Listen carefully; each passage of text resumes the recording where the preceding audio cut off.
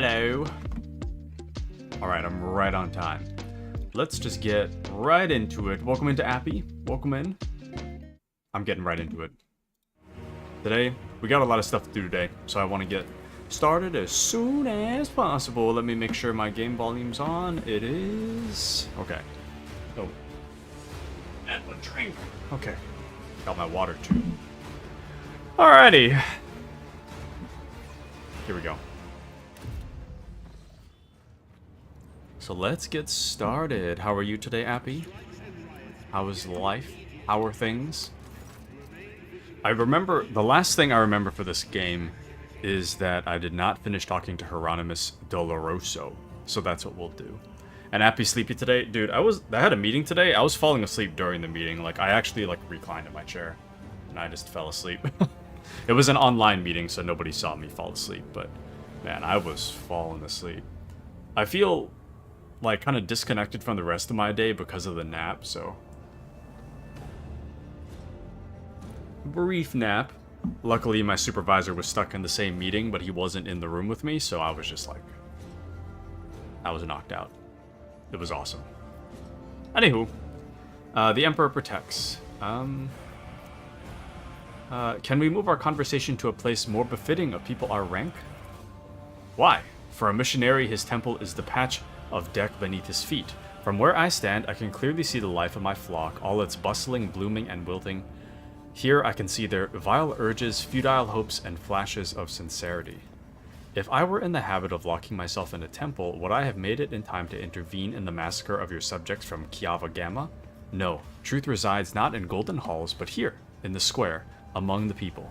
Golden halls are home to other, far filthier things. I have a question about faith. My sermon planted the seed of faith in the heart of another rogue trader once. Incendia Corda, perhaps you are destined to become my second fledgling. Tell me more about the Emperor. Appy says, meeting is the best time to sleep. So true. Meetings always take me out. I feel like I'm very much anti-meeting. The only time I can approve of a meeting is when we're all discussing, what to do next. And everybody's involved. If I'm just being talked at, just put it in an email. Put it in an email, and I'll just skip it. There's almost nothing... To me, there's almost no reason to ever hold a meeting. Everything can always just be put into an email. Or it can be put into a video format and then sped up so that it doesn't waste my time. Not that I'd use my time very well otherwise, but to me it's just a huge waste of time. It stops everybody's work just to talk about something that's usually I find meetings to be 80% irrelevant. So, Appy says meetings shouldn't take longer than 5 minutes in my opinion. I absolutely agree. I remember the meetings I had at my last job were a huge waste of time. They were just a colossal waste of my time. 90% of what was in the meeting does not pertain to me, and it's absolutely useless information. So, and then sometimes they would stretch on to an hour, and it's dude. Anyways, but yeah, I don't want to get myself too worked up about my old job. At least with my new job, if they hold a meeting, they have snacks, so it's all good. You think it is so easy to put into words his essence and splendor. The Emperor is the perfect deity that reads our hearts and grants us his light. He led humanity out of darkness and horror. He created our great home. He experienced torment and pain, which only made him stronger. That is a lesson to us all. Purity is not to be found at the bottom of the dirtiest hive or in golden palaces, but among the ranks of those who suffer. Argenta silently makes the sign of the Aquila, her bright eyes burning with unyielding flame. And welcome into Azray. Welcome in. How art thou, Azray? Welcome into the Rogue Trader stream. I'm trying to get as much done as possible today. What is the proper way to worship the Emperor? Pray to him, destroy his enemies, and touch not their poisoned gifts. Cast aside all doubt and be vigilant against the weak souls beside you. When you see a sign of taint, burn it away without pity. Pain is good. It tears the crust of vileness from one's soul. And remember that if you see no fault in or around you, then you are not being diligent enough in your search. Or you are being too lenient on yourself, averting your eyes from the truth. The Emperor's servants, who are they? You speak of the Adeptus Ministorum. Well, these heralds of his word hold great power. Every priest, myself included, is part of its hierarchy, and the ecclesiarchy possesses the unique right to judge what is virtuous and what is malign. The Adeptus Ministorum prays and cares for the temples. It sends missions such as my own to every corner of the dominion of humanity. It fights against heresies.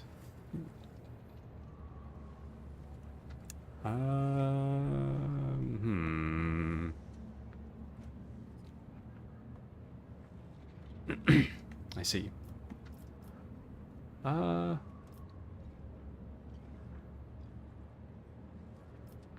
May the Emperor bless his faithful servants.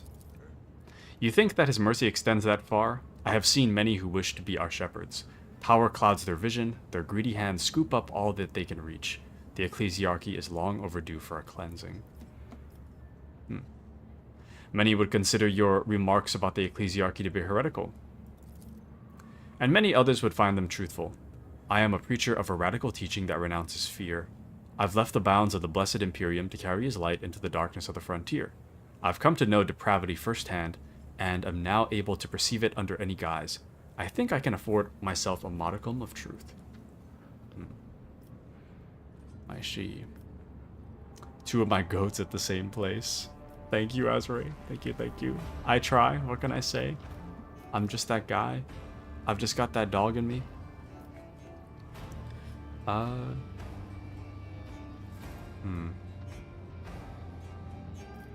Who is the enemy of the Imperium?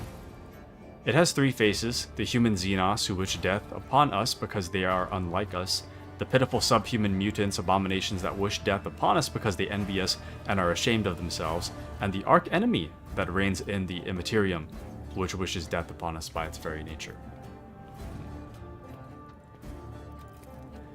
Idira starts giggling at Hieronymus's words.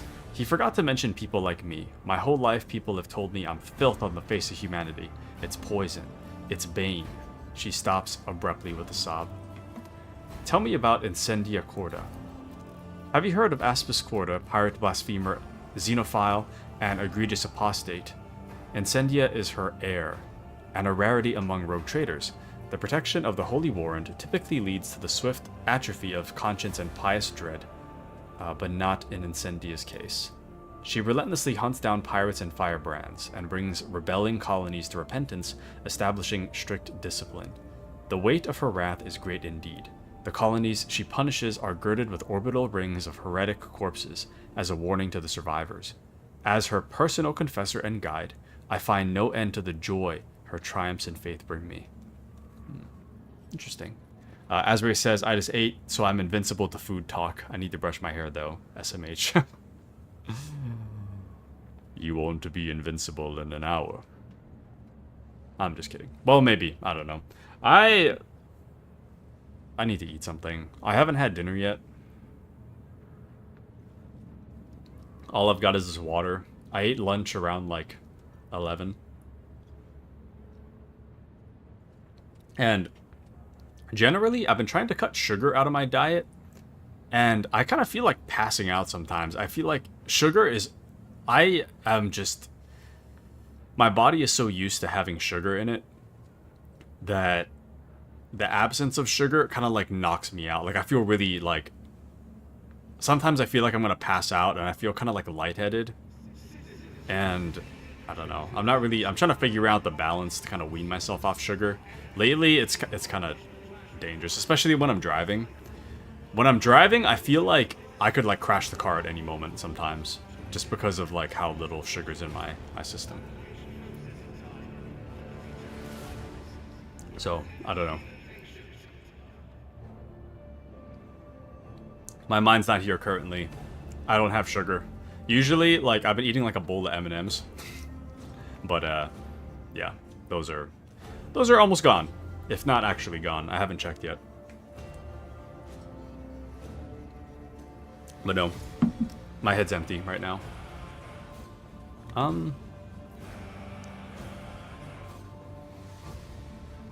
The weight of her wrath is great indeed. The colonies she punishes are girded with orbital rings of heretic corpses.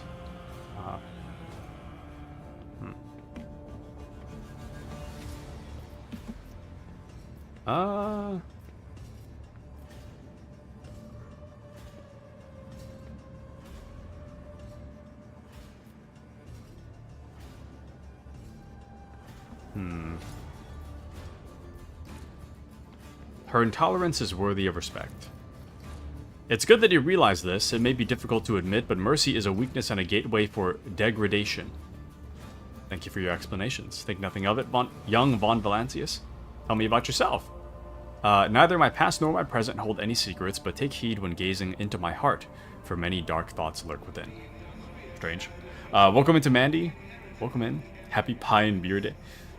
Okay, so here's what I don't understand. I forgot to mention this yesterday, but Mandy mentioned Pie and Beer Day in Utah, right? But I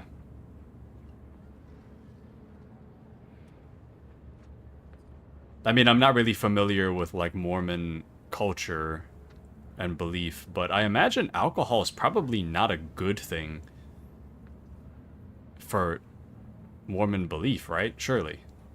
And thank you, it's tomorrow, but I might celebrate early. Like the pie I can is, you know, pie is pie, but beer? I don't know. I mean, I guess I don't drink. I don't even know how strong a beer is, to be honest with you. That's why the non-Mormons call it pie. Oh, okay. I thought it was like a Mormon day or something. I see. Non-Mormon. The Mormons call it Pioneer Day. I see. Okay, that makes a lot more sense. I was like, the Mormons have a pie and beer day? That makes a lot more sense now. And it's a Mormon holiday, though. Okay. I see. So is that just like a state holiday, then? Or... And you celebrate like you celebrate Christmas Eve. There's a Christmas Eve celebration? Hold on. Okay, dinner's ready. And the first Mormon settlers arrived on this day or something. In Utah only. I see. Interesting. Very interesting.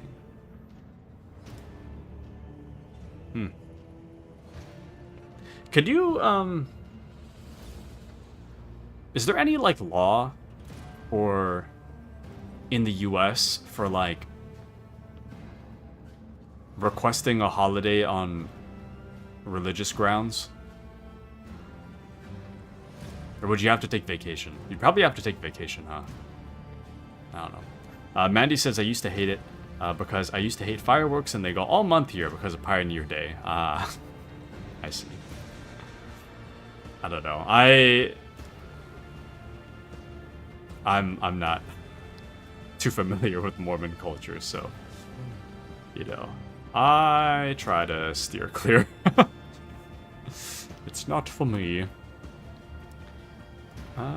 Let's see. What is troubling your heart?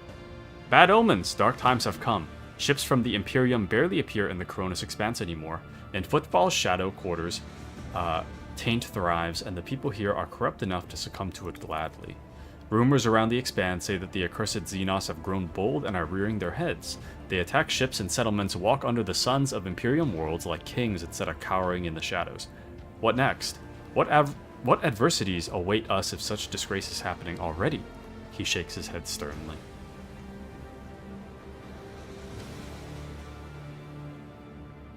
I see.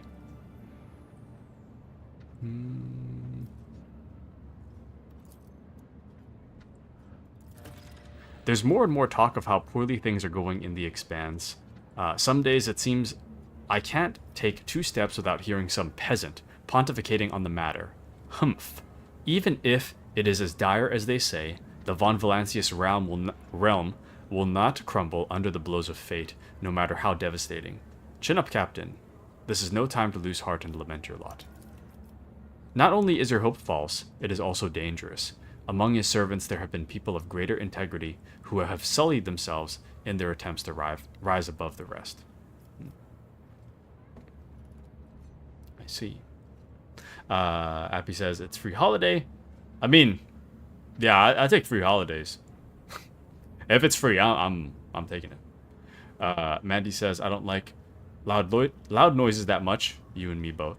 Appy's right though. Into it now. Pontificating is a cool word. I just googled it though. I don't even know what pontificating means, so I'm just guessing. And welcome into K Scott. Welcome in. Good to see you, K Scott. How are you? Welcome in. So good to see you. I hope things are going well with you.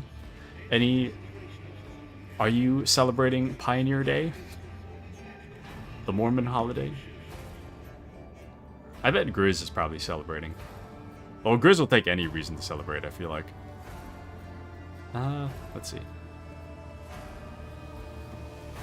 Tell me more about the Druzins. We are a sanctioned imperial cult which honors Saint Drusus, scourge of the Baal Childer, Bane of Xenos. Just as he once fearlessly ventured into the Calixtus sector and spearheaded its conquest, so do we travel to untamed reaches and expand the Imperium's borders. We are pilgrims, Pilgrim Day, and scouts who descend into the darkness of lawless sectors, and our eyes are inured to vice and filth. Just as Saint Drusus found his martyr's death and was reborn in faith, so do we search for the purifying power of trials and suffering. From the folds of his black robe, he produces a thin pamphlet. Read this. It contains the basics of our dogma. Perhaps you too will sense the truth in Saint Drusus's words. Who is Saint Drusus? He was a great saint, irrepressible and decisive. Drusus served the emperor as a simple member of the guard who fought in the glorious Angevin Crusade and rose to the rank of general.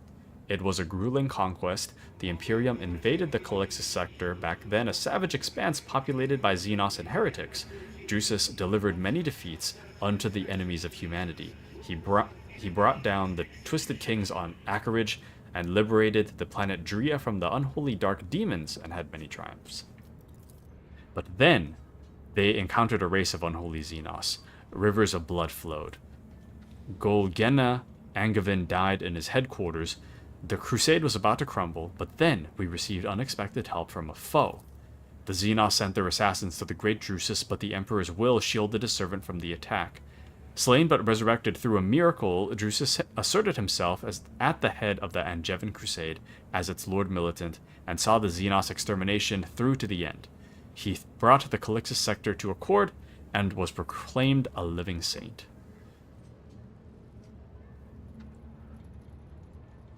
What? How was he slain but resurrected through a miracle? And what does it mean to receive unexpected help from a foe? What? That doesn't sound like help. Funny, the story of Saint Drusus you know is completely different. Oh.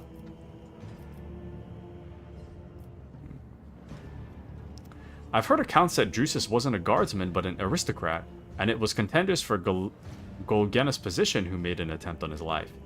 And he didn't rise from the dead, the assassin just decided not to kill him. Hieronymus looks at you with a smirk. Well, of course you've heard that, but just consider for a moment whose words you are repeating right now, the one who put them into your head. Do they mean the Imperium well? Think on it. Okay, but if it's the truth, though, then does it... Well, whatever. Let's see. K. Scott says, I am not. I did see my girlfriend tonight, though. Very nice, very nice. How was that, K. Scott? I hope you had a wonderful time. What did you guys do? Even I'm celebrating. Hey, boss, it's Pioneer Day. It won't be coming in tomorrow and Friday. Bye.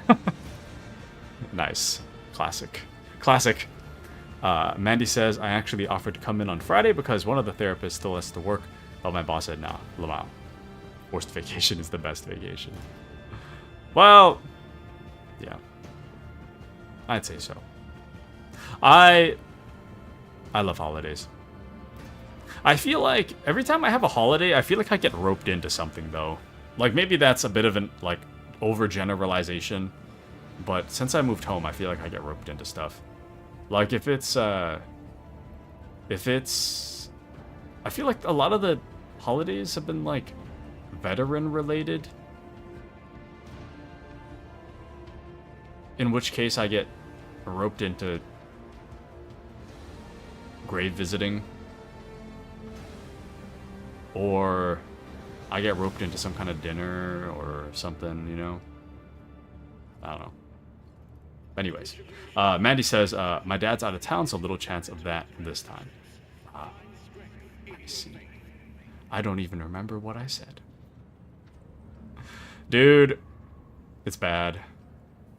I don't know if it's just the microplastics like swirling around in my brain bloodstream, but I don't even remember what I did today. Classic. Yep. Absolute classic. Yep, yep. Who were you in the past? A wretched fiend.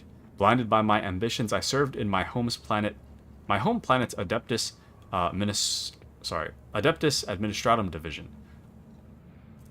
Bureaucratic organization of the Imperium responsible for levying tithes, distributing resources, and performing countless other administrative functions. I was a shrewd and sly bureaucrat, and I soared to great heights, to the very chair of prefect. In 30 years, I turned my home from a withered fringe colony into a prosperous world. Our wealth grew as we bloomed. But the bloom was a veneer for rot. Opulence had depraved us, and luxury had seduced us with its sordid promises. The planet's denizens no longer wished to pray or work. They only sought entertainment and dangerous philosophies. 1,000 vile heresies and 1,000,000 appalling vices bred on my world like mold on a Nutribar. Ew.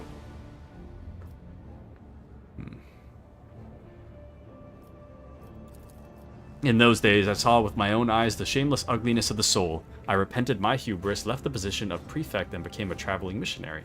I have been one ever since. As for my world, 20 years later, the Holy Inquisition consigned it to purifying flames.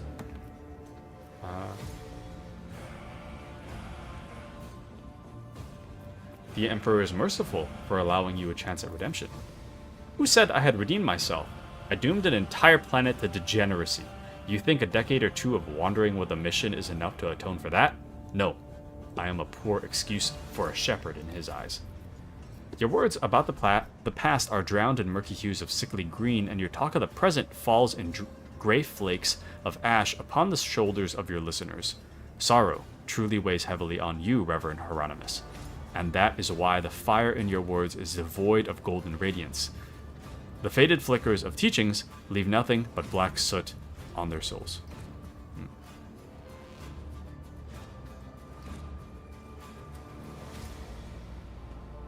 What?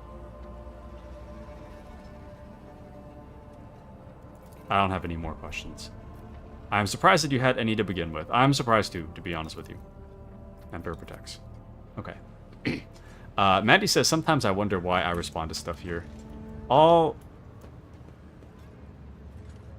Every moment I speak is a moment that I'm not going to remember what I said. I'm like half joking. I feel like I don't forget what I said as often as I make it seem like, but it's certainly pretty often. It's not as bad as I make it seem like, but it's pretty bad. Anyways, but yeah, I'm sorry. I don't remember what I said. I gotta grab my dinner real quick. What the? Oh, never mind. I thought it was the last time I played was the 7th. It was the 12th. Today is 23rd, so... Wow, it's been a while, hasn't it? It's been quite a while. Okay. I'm gonna grab my dinner. I'll be right back. BRB.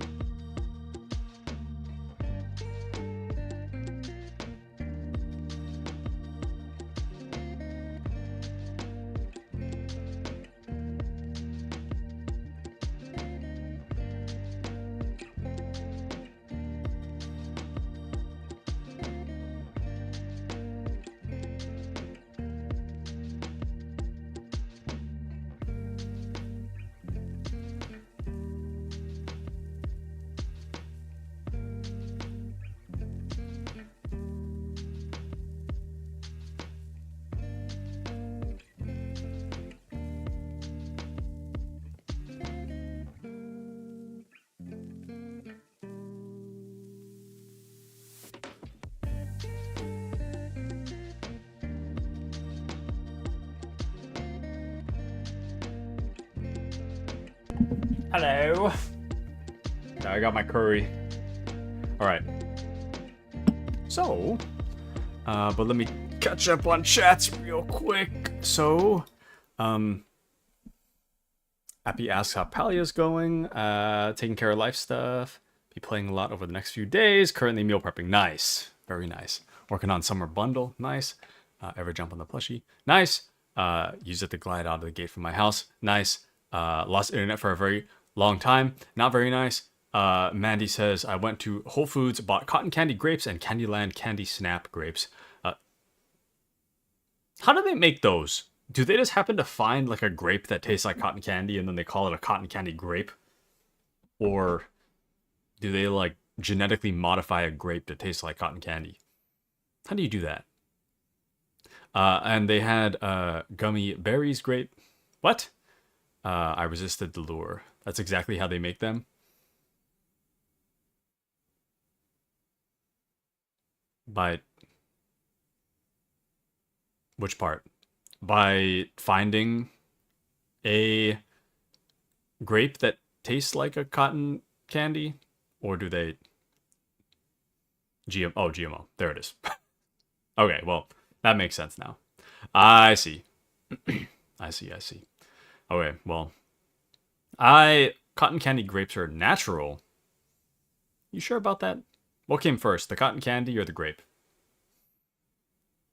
So if something is grape flavored, does that mean it's cotton candy flavor? Anyways, Google it.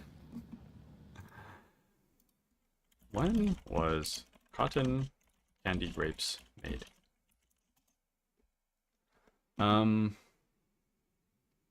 First naturally bred in 2003, according to AI Overview. Didn't become widely available in retail until 2011. Crossbreeding grapes.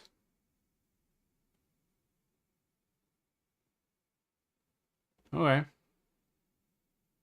So I guess it's kinda... How natural is this, though? Because it says the dude's a geneticist. Geneticist, horticulturalist, Dr. David Kane. How natural could it be? Anyways, all GMOs are natural. Do I not understand what a GMO is? What is a GMO? I thought GMO was like genetically modified. Organism whose genetic material has been altered using genetic engineering techniques. This means scientists have made specific changes to an organism's DNA, which can include adding, deleting, or modifying genes. Involves manipulating an organism's DNA in a laboratory setting. I don't know if it's... I mean, it's natural to an extent, but if it's laboratory modified, doesn't that make it not natural? It says this differs from traditional methods like selective breeding. I feel like cotton candy grape... The AI overview made it seem like it was selective breeding rather than lab modified. Although that doctor's credentials makes it sound like it's lab modified. But I don't think it's natural. Selective breeding is natural, but GMO literally involves a lab according to this AI overview. I don't know. I mean, I have a base level understanding of all of this. Mandy says, I first had them in 2016, been obsessed ever since. I don't care how they're made. If you crossbreed dogs, are they still real dogs? Don't ruin cotton candy grapes for me. I mean, they're still real dogs. If you grow grapes in a lab, then it's lab grown. Yeah, but if you modify the genetic material of a grape, right? If you modify the grape's genetics in a lab, and then you grow it outside of the lab, wouldn't it still be like a lab modified grape, regardless of where you grow it? Therefore, naturally grown but unnaturally modified in some way. I feel like crossbreeding dogs is different though. Because according to this AI overview, it seems like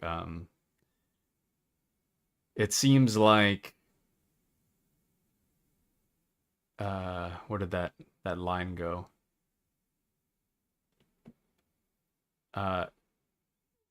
This one says GMOs are created through genetic engineering, a process that involves manipulating an organism's DNA in a laboratory setting. This differs from traditional methods like selective breeding, which relies on natural reproduction and selection. So, yeah, crossbreeding a dog would be considered selective breeding, I feel like. Whereas GMO would be manipulating DNA in a laboratory setting.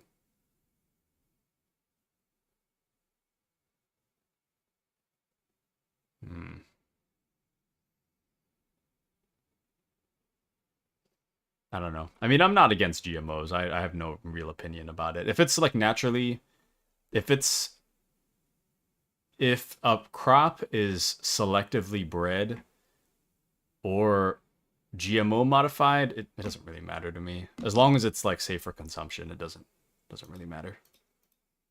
Anyways, where's my chat window? There we go. Let's see. They're doing wonderful work in that lab. So true.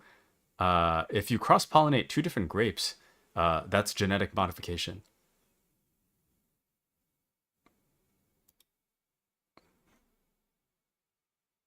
Right. But genetic modification through selective breeding in that case, right? I'm confused. Mandy says I'm not giving up my cotton candy grapes. It's okay. I wouldn't give them up either. Genetic modification.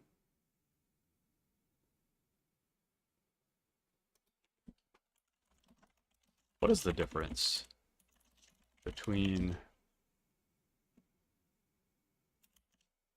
GMO and selective breeding?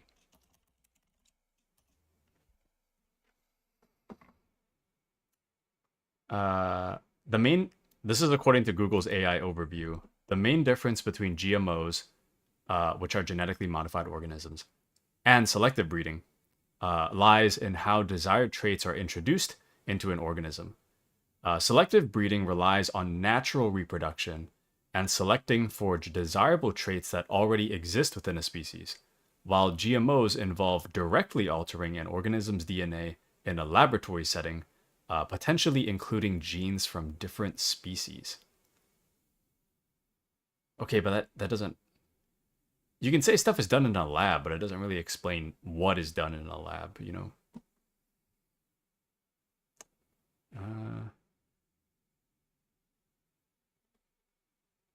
What?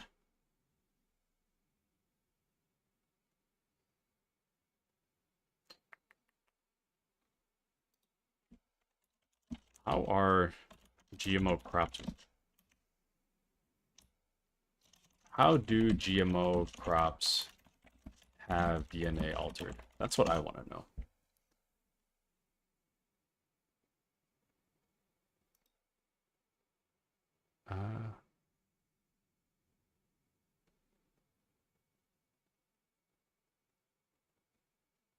What? They identify the desired trait, find the gene, copy the gene, insert the gene into the plant's DNA using a process called agrobacterium-mediated transformation, or gene gun bombardment.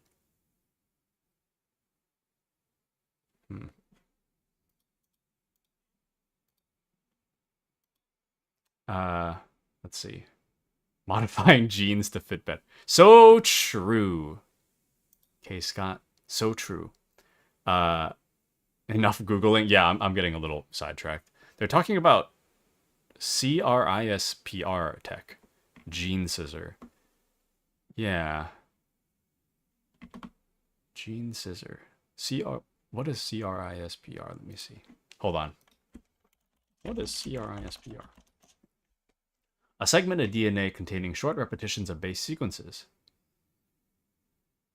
Clustered, regularly interspaced, short palindromic repeats is a revolutionary gene editing technology that allows scientists to precisely modify DNA sequences.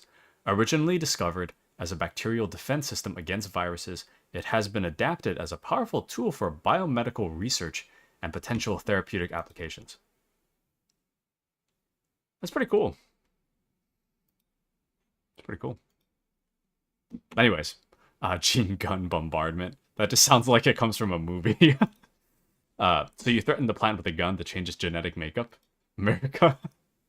Yeah, basically, yeah. That's, well, you know how it is. You know how it is in, the US. Every problem is solved with a gun. Anywho. But yeah, we're back to it. Okay, now what can we do here? It's actually been quite a while since we last played this game. The wares here are shoddy looking weapons built out of questionable parts. America moment. All was calm on Footfall. I guess we can... What the... What? I don't remember there being some kind of thing. Halfway. Ah, the goods. Nice. Okay. Points a gun. Be more sweet or else. Grapes. Or else. I always have a backup. Tastes like cotton candy. Or else. What? Harold with the pink pants. Are you the only guy in this whole game with pink pants? What is happening here? I feel like have I walked up these steps? I feel like I've been here before. Oh, they don't care if I walk in, huh? Because Baraka trades Xeno artifacts on Footfall. They're fairly blatantly at that. And the Ordo Xenos is in no hurry to rectify the situation.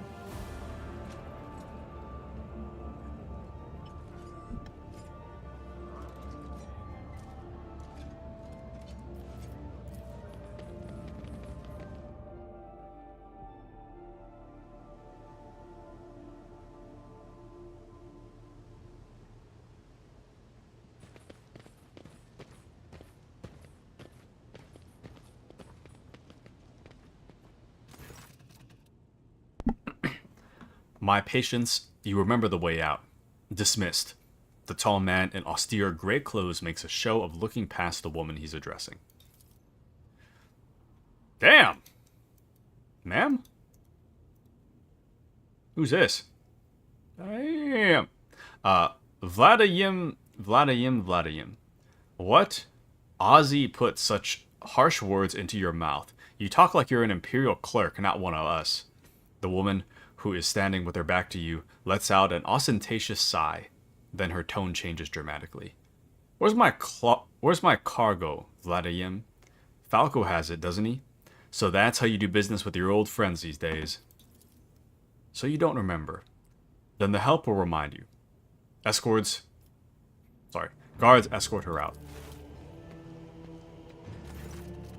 Hidari move. The massive guard leans down to the woman and says in a lowered voice, Jay, get going while he's letting you. Go drown your sorrows at the Amassacus and thank your lucky stars you were able to walk out the door. You won't get the chance next time. Ma'am? Would you like to join our party? First an insult and now threats. I see courtesy and tact are no longer a valued commodity on Footfall. Oh well, I'll find myself a better deal.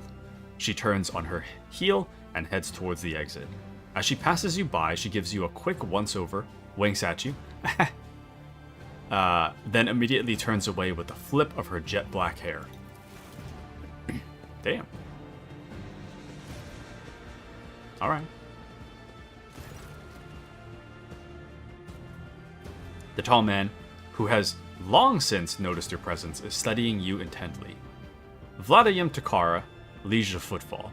Let us proceed to my office. A spread befitting a visitor of your rank is waiting. Your entourage will be accommodated nearby.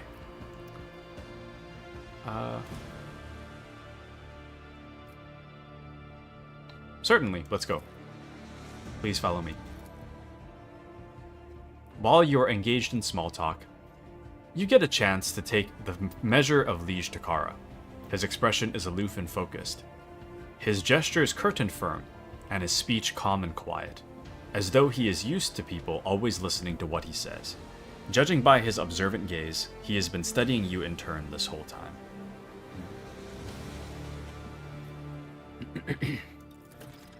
Vladimir straightens in his chair and says in a polite but completely indifferent tone, "Let us talk business. On behalf of the elite of Footfall Station, I offer you my condolences, Von Valancius. We mourn Lady Theodore's loss, and we hope this sentiment is taken as a sign of our good intentions and willingness to cooperate." How did you know that she's dead? That's what I want to know. I didn't tell you, did I?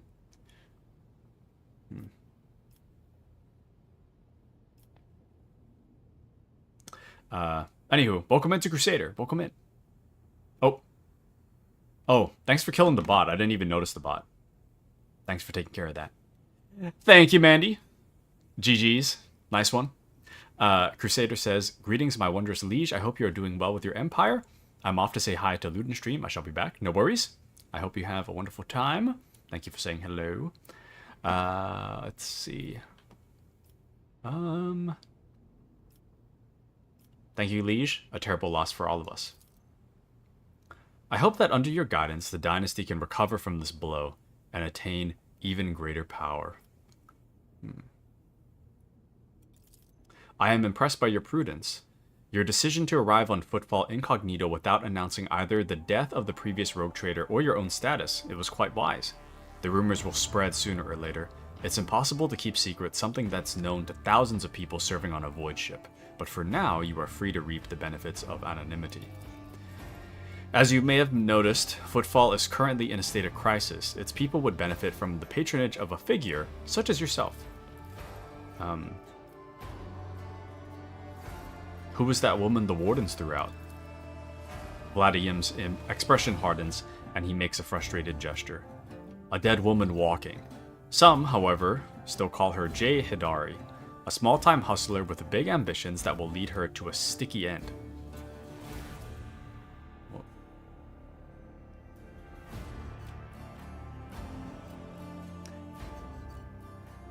What do you mean by sticky?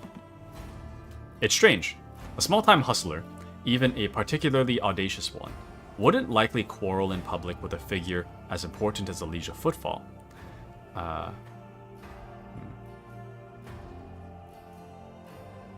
What seems stranger still is that the Liege knows this small fry by name.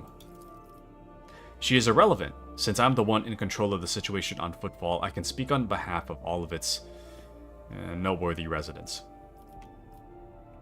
Well, I was attacked right at the docks. An outrageous stunt, a show of disrespect for both you and me. Sadly, such incidents on Footfall are akin to natural disasters. Impossible to predict or preempt. They simply happen. Many consider Footfall to be a pirate den, but believe me when I say there is a difference between organized crime and gangs of thugs who have nothing to lose. You were attacked by the latter. The Anvers are a gang of punks who spit on the customs and hierarchy. Even their leader is more akin to an ideologue, a rabble-rouser who calls for people's heads, not a commander. Sooner or later, we will find him and have him strung up. That will likely cool his followers' enthusiasm. Behind the carefully built facade of composure, you sense anger. It appears that this man is not used to losing control. But that is exactly what is happening.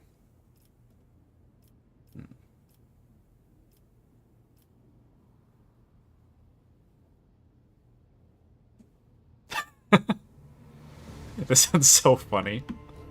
I can tell they've been a real pain for you. I bet you'd love to gut those jokers, wouldn't you? Come on, admit it. You would, wouldn't you? I'll say that one. A shark-like smile appears on Vladimir's face, bloody and vicious. Back where I grew up, they called it throwing someone for a loop. They carve a particular sign on the person's forehead, then load them alive into the slag disposal chute, and send them out to orbit the station. Every 30 years, we clean the orbit and count how many stiffs bearing which signs have been floating around. You have no idea how much I want to throw those little thugs for a loop, like in the good old days.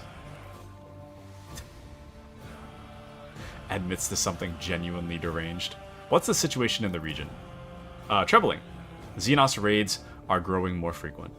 Trade is suffering, and fringe worlds are going under. Rumors of a panic due to their exotic nature.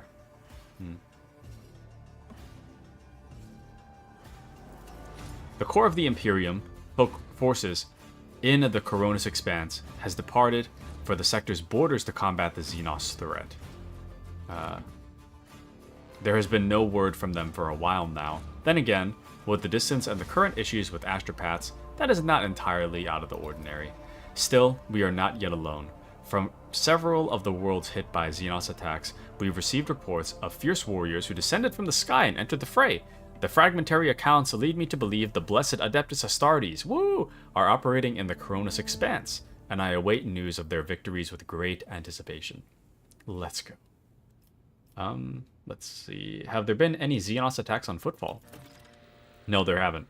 Attacking Footfall in general is not a particularly reasonable thing to do. Many ships are docked here at any given time, and even the listed weapons on board would make for a decent fighting force. And that's not to mention the firepower that our esteemed merchants have shamefully hidden from the station's customs officials. For us here, Xenos are more a source of income than a threat. Vladimir freezes, gauging your reaction.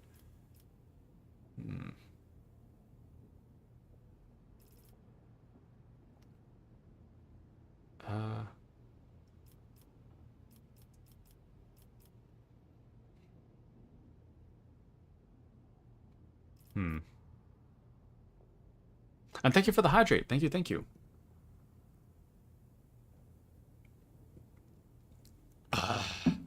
Thank you for the hydrate. What have you missed? We're just humoring him. You haven't missed much. We're just talking to this guy. And sip sip so your throat doesn't get sore. Thank you, thank you. I shall try. The last time my throat got sore when I was playing this game was because I was, like, about to get COVID, I feel like. Well. Or maybe. I don't know. I feel like I got COVID, like, after that. But anyways. It might have been COVID related that my throat got sore. There is a lot of reading, though. I will admit that much.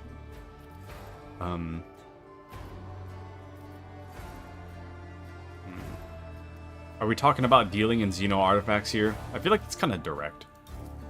In a manner of speaking, miraculously, Vladimir has managed to frame the last sentence as a question. Footfall is a place where anything can be bought, and, mind you, where anything can be sold. I do not approve of fear as Xenotech. One must know and understand the enemy. I'm convinced that your connections with Footfall will allow you to broaden your knowledge and understanding of Xenos considerably. I will see to it that your curiosity is satisfied in every way. So what sort of patronage do you seek from me? Protection.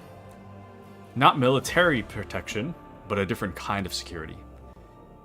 You have, of course, already encountered difficulties with warp navigation on your way here. I'm afraid the scope of these difficulties extends far beyond this area. Reports of disrupted routes and ships vanishing during short jumps are coming in from across the entire sector. Communication with the Calixus sector has been extremely unstable. Of the ships that have dived into the maw in recent years, none have yet returned. The last ship that came through the maw from the other side was struck by a temporal anomaly. The jump took almost 2 decades in real space-time. Damn.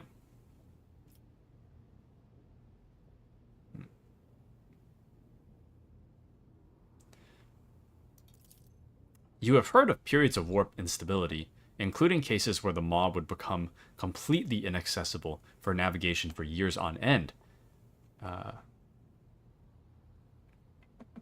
thus temporarily cutting off the Coronis Expanse from the Imperium. Even so, Vladimir's words are particularly alarming. It seems that something has had a profound effect on the maw.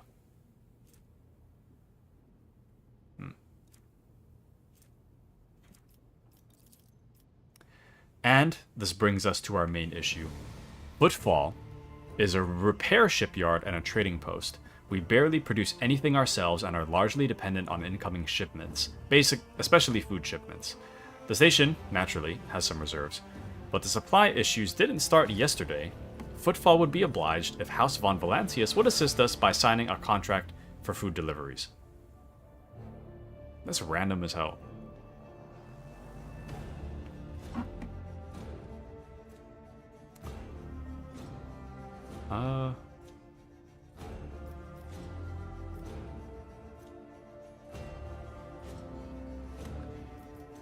I can't be the only one you've asked for help. Naturally, I tried contacting other rogue traders, but the terms of House Corda would have bled Footfall dry. And as for the esteemed Caligos Winterscale, instead of a food shipment from him, I received the transport, the Navika, packed with refugees. I had to send them off to Foulstone. So many extra mouths to feed would have only worsened the crisis further. I suppose all these warp fluctuations must have created more pressing concerns for Winterscale. And so I put my faith in you, the third and last of Footfall's allies.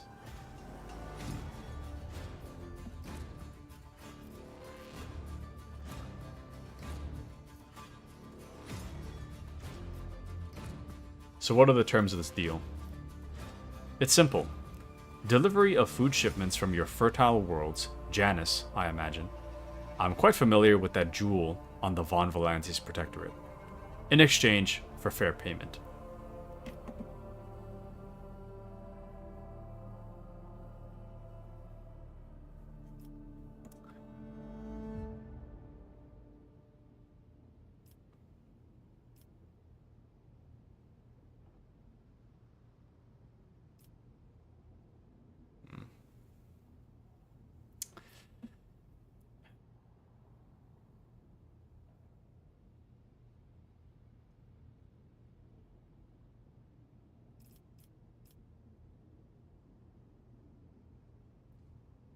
I don't want to decline payment, though. Because, I mean, we can always use money and supplies. If it's an errand to run in exchange for money and supplies, sure. You know? But Mandy says, I'll BRB. I'm taking Squigs on a quick late-night walkies before it gets too late. Lurk. All right, Mandy. I hope you enjoy your walk. I hope you enjoy your walk. Very well. I will help you with food shipments. Vladimir takes a quick sip from his glass. I am immensely obliged, your lordship. I assume you're going to need time to get the shipments up and running. I can wait.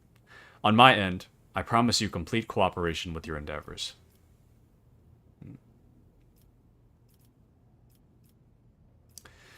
I would like to know more about the Anvers gang. Why haven't they been dealt with yet?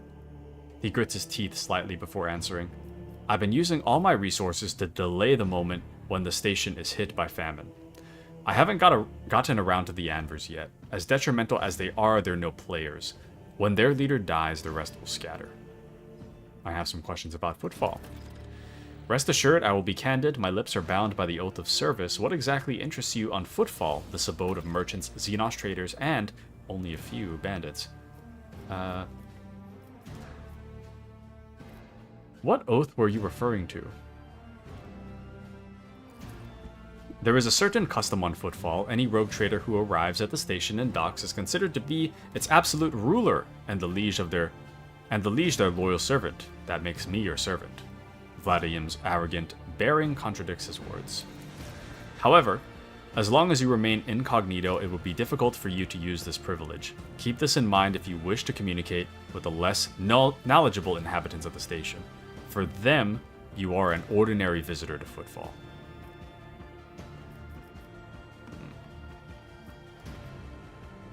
Damn! So I can just blow your brains out and then instate a new liege. What a fascinating custom. Useful, too. I defer to your judgment, your lordship. Something tells me you used to be a bit of a bandit yourself. You aren't wrong. My path was long and bloody, but in the end I rose from a running gang that had staked its claim to a treatment filter station, to becoming the liege of Footfall. What? You aren't wrong, my path was long and bloody, but in the end I rose from running a gang that had staked its claim to a treatment filter station to becoming the liege of Footfall. Many died to make this possible, and those who survived figured it would be more convenient to put me at the head than continue the slaughter of the turf war. I can only hope that my elevation and the peace that came with it have done the station good.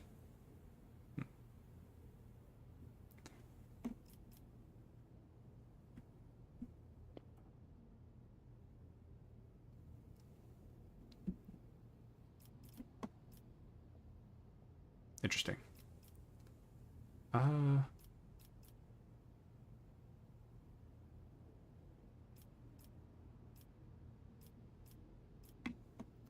Much has become clear. There can be no misunderstanding between us, your lordship. Who holds the reins of the Xeno goods trade? The Casabalica mission, a criminal syndicate that has seized control of the entirety of the cold trade in the sector. Xenos creations are in high demand, and so every single colony has a Casabalican agent or two. Opposing their commercial, note the hidden A disguised as an E.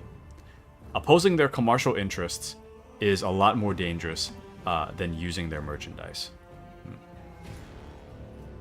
Crusader says, full of sarcasm. I wonder where Mandy went.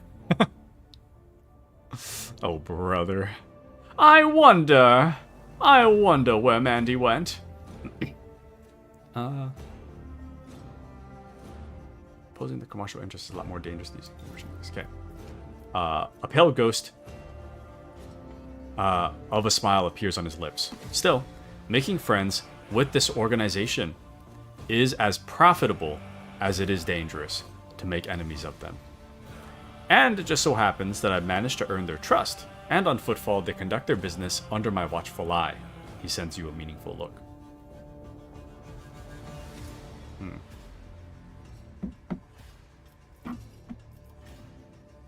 I have no more questions. Glad to have satisfied your curiosity. Where does one go to make a few deals here on the station?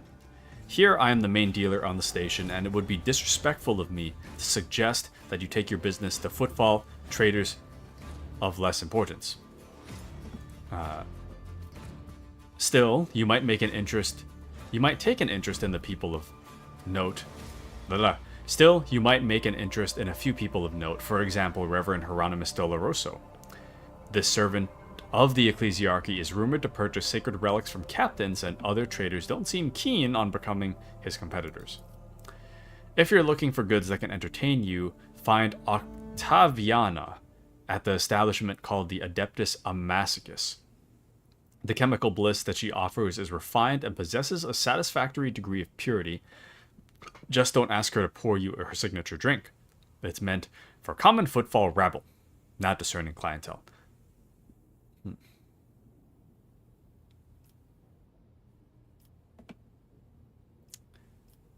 Let's get down to business.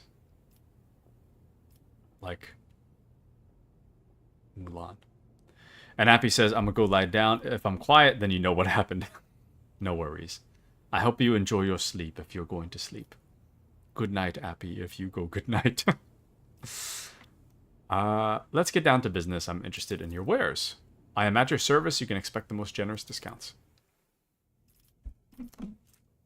Wow. Yeah, your discounts are pretty trash, not gonna lie. This is it's pretty garbage.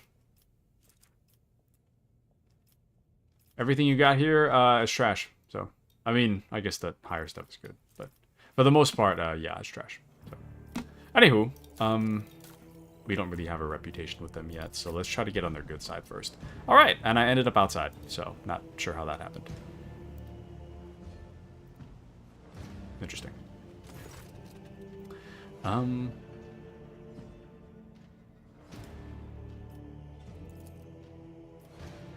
I never understood this whole, like, thing about the long table where everyone sits at the other end. That doesn't make any sense to me. It's like, why would you want to shout across the table? Even if the room is dead quiet, why would you want this much distance? On top of that, look at all this food. There's no way you're eating this much food.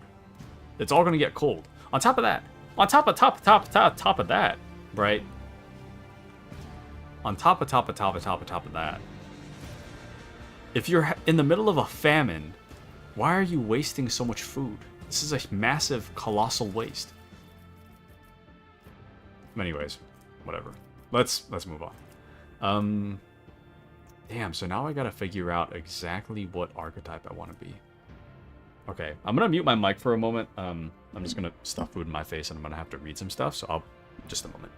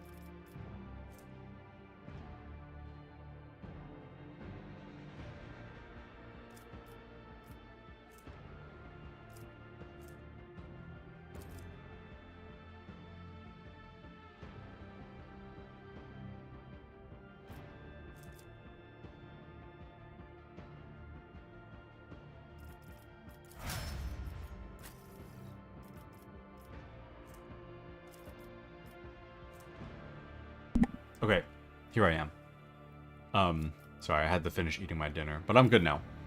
The Crusader says, it was a show of force and splendor in the medieval era. It showed your guests just how much you were worth and how much you owned. The size of the table allowed a lord or lady to seat their guests however they liked. Usually the more favored the guest was, the closer they sat to the lord.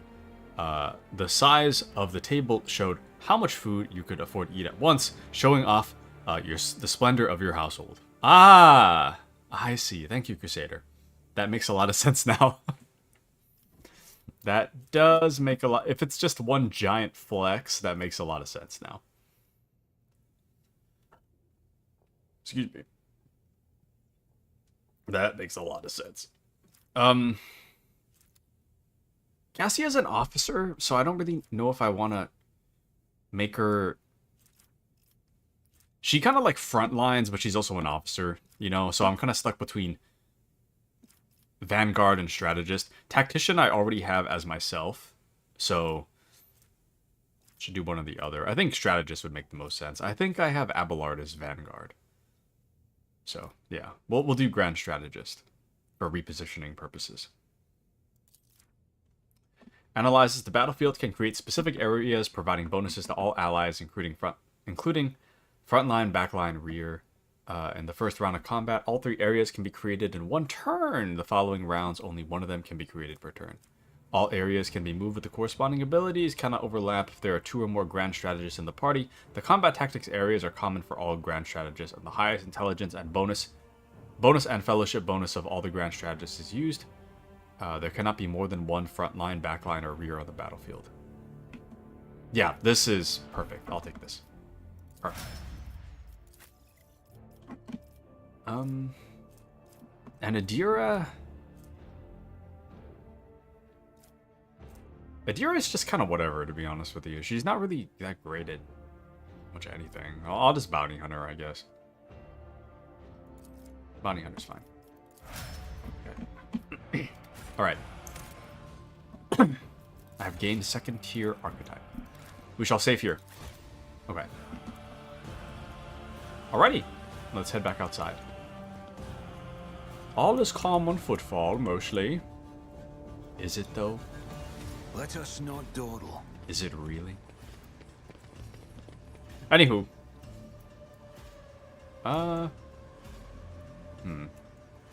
Let's head out. I need to check my... Oh. Captain, I am pleased to report that the inspections have been completed and all identified system failures have been resolved. The void ship is ready to depart Footfall. The crew is waiting for your further instructions, and there are also a number of issues that need to be addressed. Okay, well, perfect timing, I guess. Let's head back. Excuse me. Burp. So let's see what missions we have currently in Chapter 2.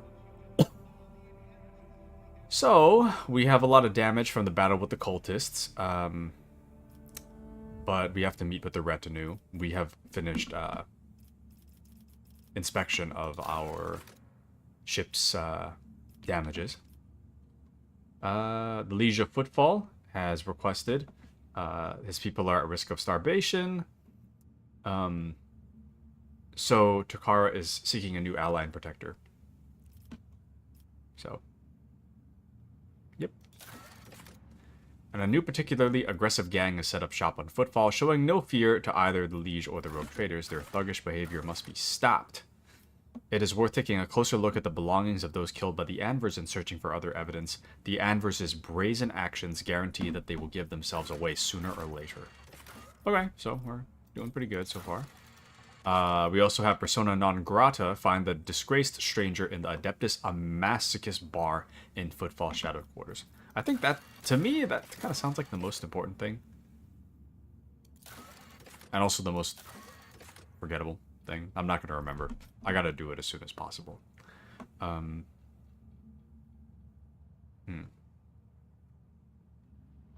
We can authorize a data bank decryption, but this is neither here nor there. Let's go find that woman. Let's see. So to the rest of Footfall. We haven't gone this way yet, so let me take a look. Nope, what the? A well-groomed young man calls out to you. He is clean-shaven and dressed in clothes that are expensive but unshowy, with a bright aquila embroidered in a prominent spot. Noble sir, a minute of your time, if you please. I am Bastion in Dirama Bastal Korda, youngest son of House Korda, envoy of Incendia Bastal Korda, rogue trader of the Cronus Expanse by the grace of the Most Holy Emperor, and you must be an envoy of Theodore von Valancius. I noticed that you arrived on the esteemed lady's ship. Korda, They are some of the most influential rogue traders in the Cronus Expanse, but not on Footfall. This station is under the control of House Winterscale. Something tells me that we are about to hear a most curious offer, Abelard says under his breath so that only you can hear him.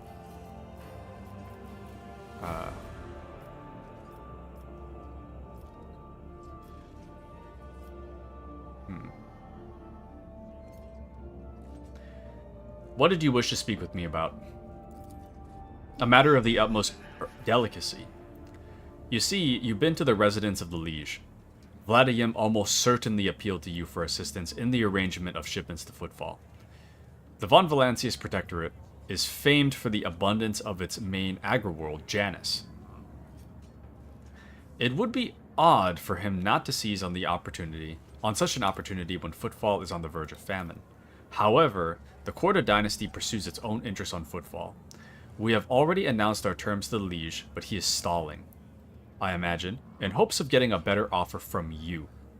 The Korda dynasty believes, Bastion smiles and gives a slight shrug, that cooperation would be preferable for both rogue trader houses. If you refuse Vladimir, thereby forcing him to agree to a deal with us, the Korda dynasty can promise you a share of the profits from the future contract, as well as certain other prerequisites. Perquisites.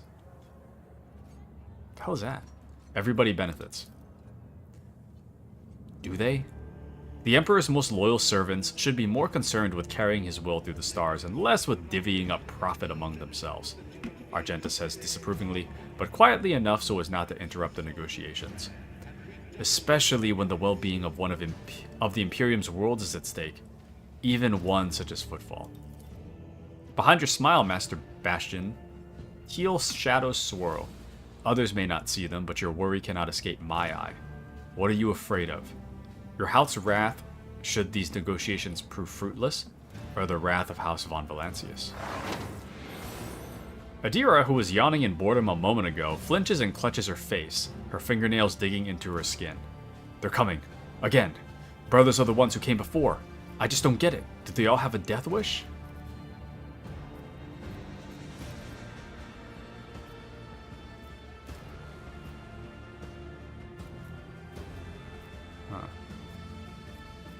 I mean, I'm not gonna take the deal. It's so vague, you know? I guess in my mind, it's like if I cooperate with this other rogue trader, like, yeah, I could get a cut of the profits and some other benefits, but saying some other benefits is really vague, first of all. Saying I can get a cut of the profits is whatever, because if I just help him, I get profits anyway. So you're not saying whether it's more or less, it's just, on one hand, I help you, it sucks for the planet. Sorry, I help this rogue trader, it sucks for the planet, but I get paid and some other stuff. Whereas if I help the planet's happy and I get paid. So it just kind of whatever, you know. Crusader says, my lord, if I may, would you allow such a lowly serf as I to post some model painting in the arts and crafts section? I have a little guy I want to share. Shameless attempt to ask to see your models. Yeah, you're welcome to post the ones that you have. In terms of the ones that I have, I'll have to get some nice pictures. They're not done yet. It turns out I don't have brown. I thought I had brown, but I don't. So the problem is that my Space Marines, they have like, they have the little like cool pouches, but they're all the normal like base color blue. I want to fix the pouches first. But I don't know when I'm going to have time to like run to the paint stop to get brown. Kind of rough. But yeah, as for you, Crusader, you're more than welcome to post them. More than welcome to. Absolutely. Post them, post them, post them. But yeah, as for me, I gotta work on it first. It's in progress. It's in progress. I do have Titus though, so that's cool. Hold on, I'm gonna turn my light on. Just a second. Strikes and riots beget immediate reprisals. Remain vigilant to sedition and Alrighty, I'm back. And Crusader says no brown. You have them to be the tactical pouches in black. You have them be the tactical pouches in black. I don't know. I like the look of brown for the pouches. At least because I played so much Space Marine, I'm used to seeing them as brown. So if I see the pouches as black, it's going to be kind of jarring and standoutish to me. But Crusader says, I can't wait to see your models. Half the fun I think I have is seeing everyone else's cool paint schemes. My paint schemes are the normal paint schemes. I'm very much the default outfit guy. Like when I play a game, the chances of me wearing the default outfit is very, very high, regardless of what other outfits are available. But I mean, in this like RPG kind of stuff, I'll just change whatever. But if it's like a story, if it's a self-insert kind of game like this one is, then I'll change the outfit. But if it's not a self-insert, then I'm probably not going to change the outfit. So in that same way, the color scheme is still the same. So it's still the same. But yeah, I can get around to posting it eventually. Crusader says, I too like the default colors and cosmetics. They help me get into the vibe of the games I'm in. So true, Crusader. So true. There's just something about... If I play a named character, I want them dressed canonically. If it's like non-canon, I'm just kind of like, I don't know. There's something about non-canon that just kind of bothers the OCD in me, I guess. I don't know. Let's see. This gives me away if I say that. All of these actually give me away. This kind of says that I have the authority. Well, I guess this one... No, this doesn't give it away. My business with the Liege is my own. I guess that doesn't really say that I'm the heir.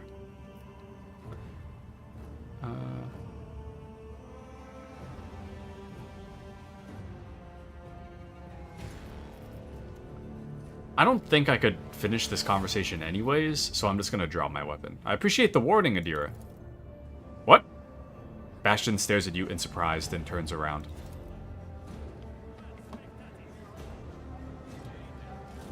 That's a cool sidewalk. Oh! Ho ho! Woo! Your arrogance will be your downfall. Folded like a lawn chair. Okay, now I get to try this out. We got Cassia here. I guess I'll put Cassia there, Abelard there. Pascal is now assassin. Argenta I have with the sniper, so I'll put her back there, I guess. Adira's kind of front line. Pascal can move there. Adira can move here. I'm just kind of existing, so I'll backline it, I guess.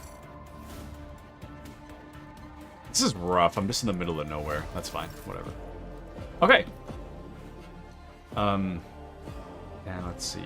Crusader says, same. If it's non-canon, I lose a little bit of interest, weirdly enough. Like, Red Dead Redemption 1, you know how John Marston has, like, the default, like, cowboy outfit? I think I played, like, the whole game wearing that outfit. Or, well, I guess almost the whole game. Playing that, with that outfit on. Same thing with Red Dead Redemption 2. Arthur and all like the promotional art wears like the blue shirt, and I feel like I wore the blue shirt for like 80% of my playthrough. I don't know, there's something about it that just like, it feels correct. Let's see. All allies in frontline gain 11% bonus to armor. Yes. Oh, this is a tiny frontline. Ah, whatever, it's fine. The front line is there. The back line is here, I guess. I'll call myself the back line, I guess. Oh wait, no, I guess I would be the rear, technically. Rear, 11% damage at ranged. Over penetration hit. Yeah, let's do that for Argenta. This kind of works out really well, actually. Okay. So I guess I'll move up and I'll do the stair. This will kill a ton right here. This will take out quite a bit. Another foe painted black. Nice. Okay. I think I'll do Glimpse of Fate for I am a Abelard. navigator, not a servitor. And Air of Authority. If I may. Yeah. I think that'll be best for now. Ooh, rough. There's quite a bit, but I'm not quite worried lately. Press the advantage. The Master Tactician empowers their next attack to deal plus 4% additional damage for every stack of tactical advantage the Master Tactician has, and loses half of their stacks of tactical advantage. Round it up. Let's see. Crusader says there's something satisfying about seeing the named guy do named guy stuff while he looks like the named guy.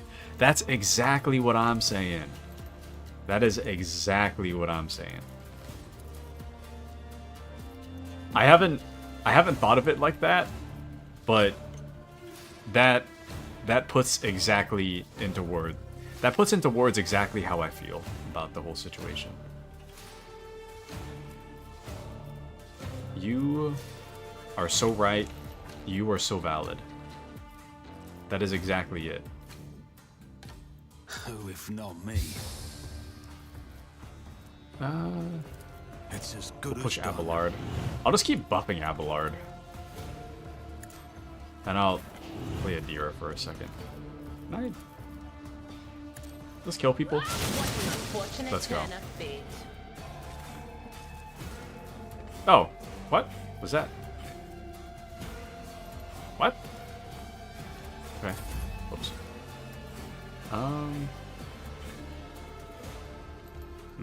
Okay. Let's see. Aim for the opening. The assassin chooses an enemy in their line of sight and marks an additional opening on this enemy. Whichever side is closest to the assassin. If the additional opening is not hit by the end of the assassin's turn, it disappears.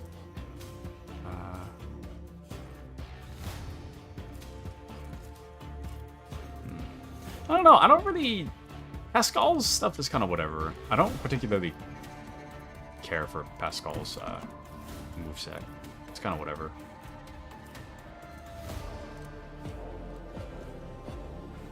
Wait.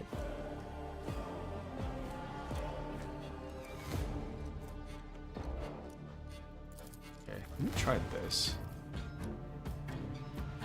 My competencies are not Damn. universal. Okay, maybe this won't work. Could I... Wait, if I move back, can I still hit?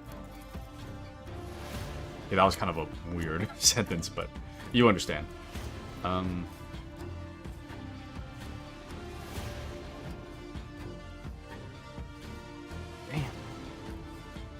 Yeah, I don't know if I want Abelard to be up front. That's the problem.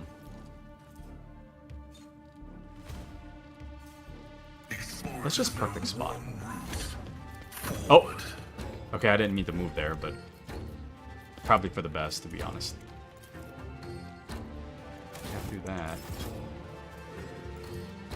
My vow is to serve.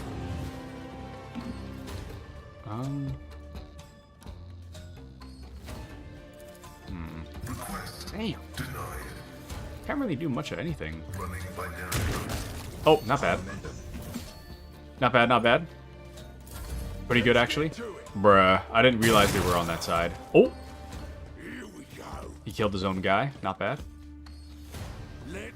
Works out well for me, strangely enough. It didn't occur to me they were standing on that side. It's rough. Crusader says, I was able to buy the plasma gun for Pascal and he absolutely shreds people in combat. Yeah, I don't know. I just... It's not so much the gun, it's the abilities that I don't really care for. The abilities kind of confuse the hell out of me currently.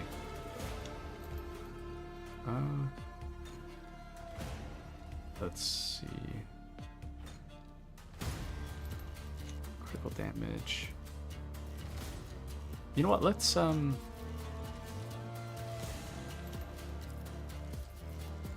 Let's move and hunt the prey.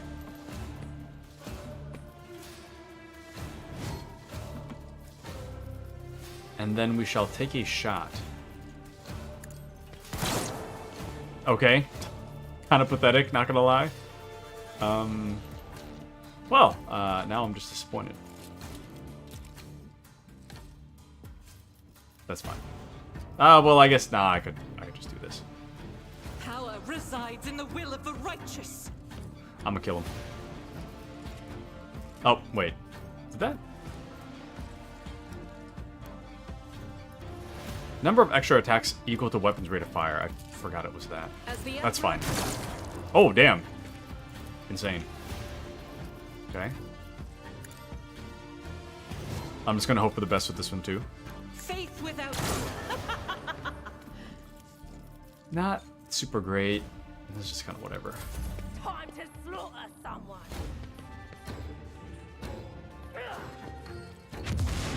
The hell did you just throw? Did that even hit Abelard? I don't think so.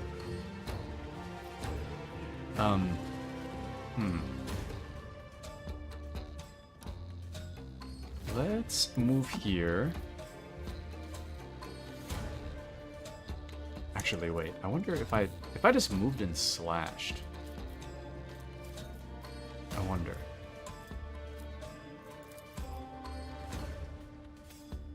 My place is at the fore.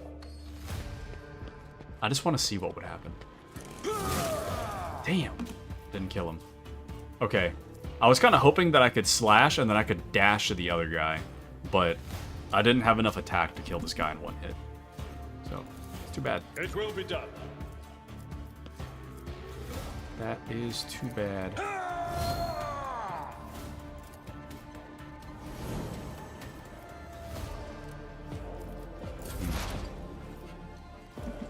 Not the worst thing in the world, though. Nice. Psychic Shriek doesn't work, though. Oh, I forgot I did Bounty Hunter on her.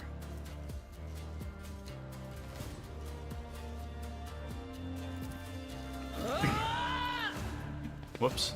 I thought that was something else. Mandy says, I have decided to become a rollerblade girly. I found black rollerblades with lavender wheels, laces. I'm picking them up tomorrow. New Mandy arc. Nice. Very nice. Dude, I wish I knew how to rollerblade. Rollerblading is so cool. Was that you? Or... I can, like, almost ice skate, but I don't think I mean, I can move on the ice with ice skates, but I can't, like... I don't think I move correctly because it makes the sides of my feet start to, like, hurt a lot. I don't think I do it right, but, you know. Is what it is, I guess.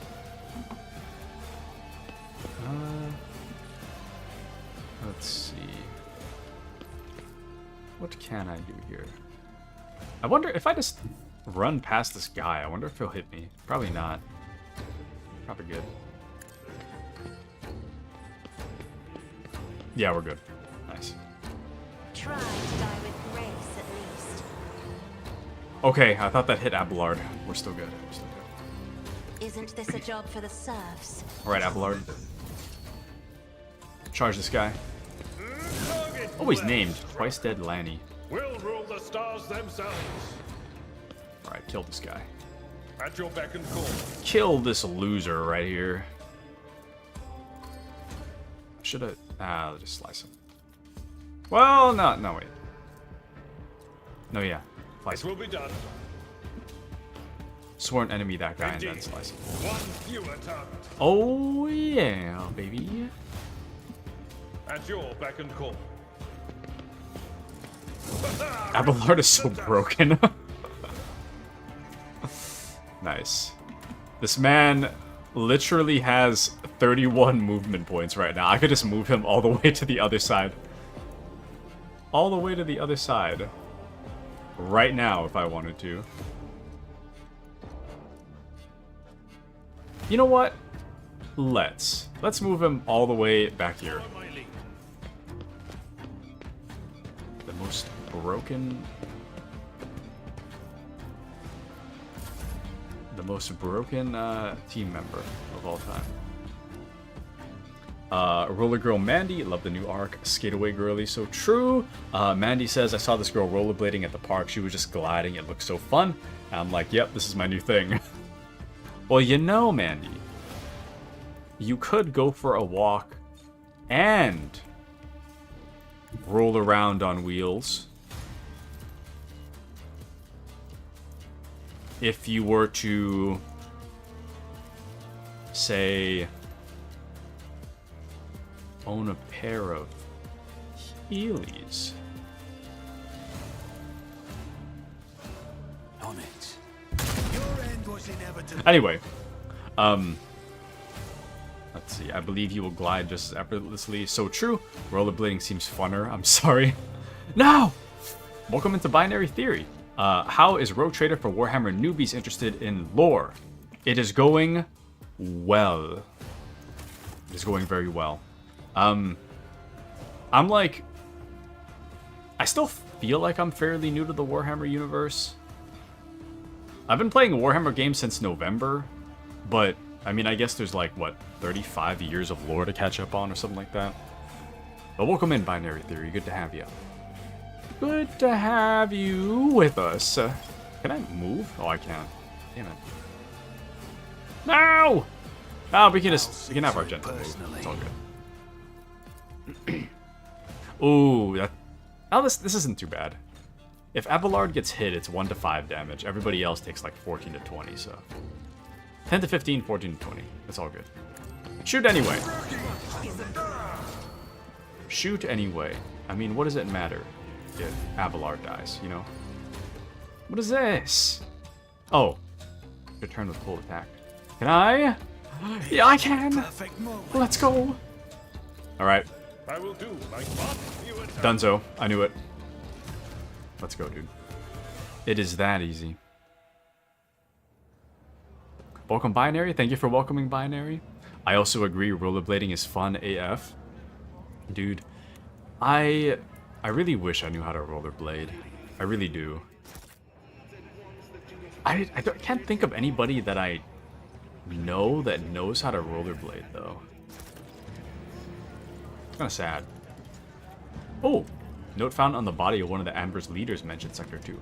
Okay, well, it seems like the clues are just coming to me all on their own, huh? Interesting. But, Binary Theory, have you happened to rollerblade before, mayhaps? Question mark? Soon you'll know me. You'll know me who knows how to rollerblade. Ah, yes. I need to learn. My only concern is not knowing, like, how to stop. Because don't you have to, like, tilt your foot back to, like, get, like, a pad on the ground or something in order to stop the... In order to stop the momentum. Something. And there's a stopper on the belt. What if you fall over, though? And welcome into Kitsune. Welcome in. I knew how to rollerblade, then I taught my younger brother and forgot how to. Now your younger brother can teach you how to rollerblade, Kitsune. Oh, actually, I'm gonna pause this because this is really important. Ripsticks need to make a comeback. Ripsticks are so cool. I can still ripstick to this day. Ripstick to me is like riding a bike. You never forget. I have spent like maybe like a year or more not using the ripstick. I still remember how to use the ripstick. If I got on one right this moment, I would move around like a pro. There's something about the ripstick that is just like, that thing is so goofy, but it's also like that is the most top tier like moving device. I know it looks crazy, but if you've ever ridden a ripstick, it feels really good. It goes at a pretty decent pace, and you don't have to get off of it to pedal. So it's awesome. Anyway, this is a Ripstick advertisement now. If I got sponsored by Ripstick, I'd take it in an instant. I actually do know how to Ripstick pretty well. The hard part is that you can't really stop, but you can kind of like swerve so that you lose a little bit of momentum. But yeah, stopping on a Ripstick's kind of scary. So it's not, you can't like go super fast. If you do go fast, you'll probably fall off and get hurt. But the speed it goes is good. Binary Theory says, yep, it's the only reason it felt natural the first time I stepped on an ice rink. They're almost the same. Ah, okay. As yeah, I was saying earlier that like I can ice skate, but I think I do it wrong because it makes my feet hurt. So I think I don't know. I think I'm doing something wrong. But Mandy says I'm definitely going to need knee and elbow pads first. Get a helmet. Above all, get a helmet. Because even if you just like shatter your knee or elbow, I mean, that sucks obviously, but it's not brain damage. If you get brain damage, that's not good. Of all the injuries to get, brain damage, that's the worst one. Get a helmet. A helmet goes a long way. But Crusader says, greetings dear Binary, I would recommend a Rogue Trader for newbies as it does explain a chunk. Thank you for the follow, Binary Theory. Thank you. Welcome in. I hope to see you more often. Glad to have you. I get good vibes from Binary Theory. I have hope in you.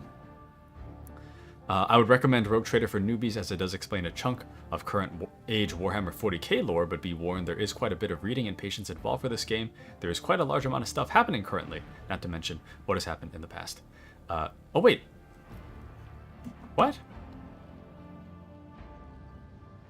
Oh! Wait. Binary, have you not played this game? When Binary said how is Rogue Trader for Warhammer newbies interested in lore, I thought Binary was talking about me. I was like, oh well, I kind of know a little bit in my mind, but then, okay, if you haven't played it, I would recommend it. I do completely agree with what Crusader says.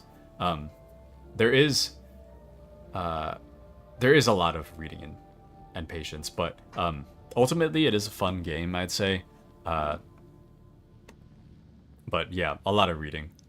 I think if you like didn't read it out loud, I read it out loud, so it's like it's a lot longer than it needs to be. But if you can skim the stuff, then it's fine. It's a good length. But yeah, there's quite a large amount of stuff happening currently, not to mention what happened in the past. To me, I think. Binary says I have not. I'm just currently dipping my toe into Warhammer lore in general and looking for any media that would help with that. I used to be not really into Warhammer 40k. The reason I got into it personally was because of Space Marine 2's announcement.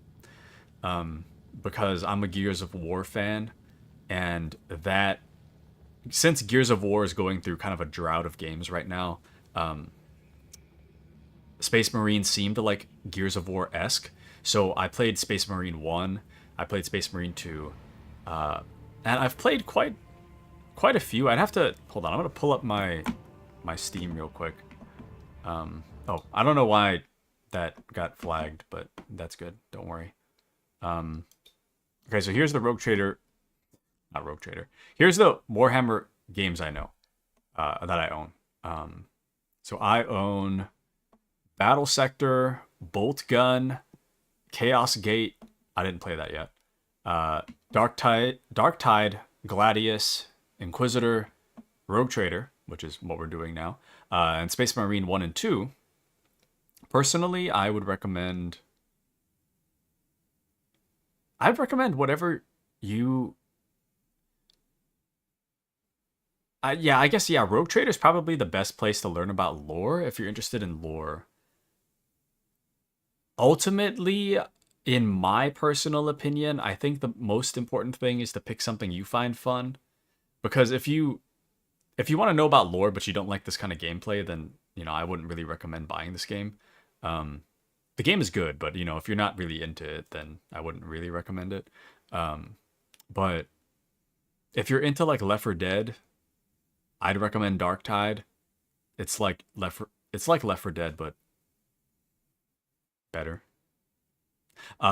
Space Marine is more like Gears of War-esque. So, it all depends. It all depends.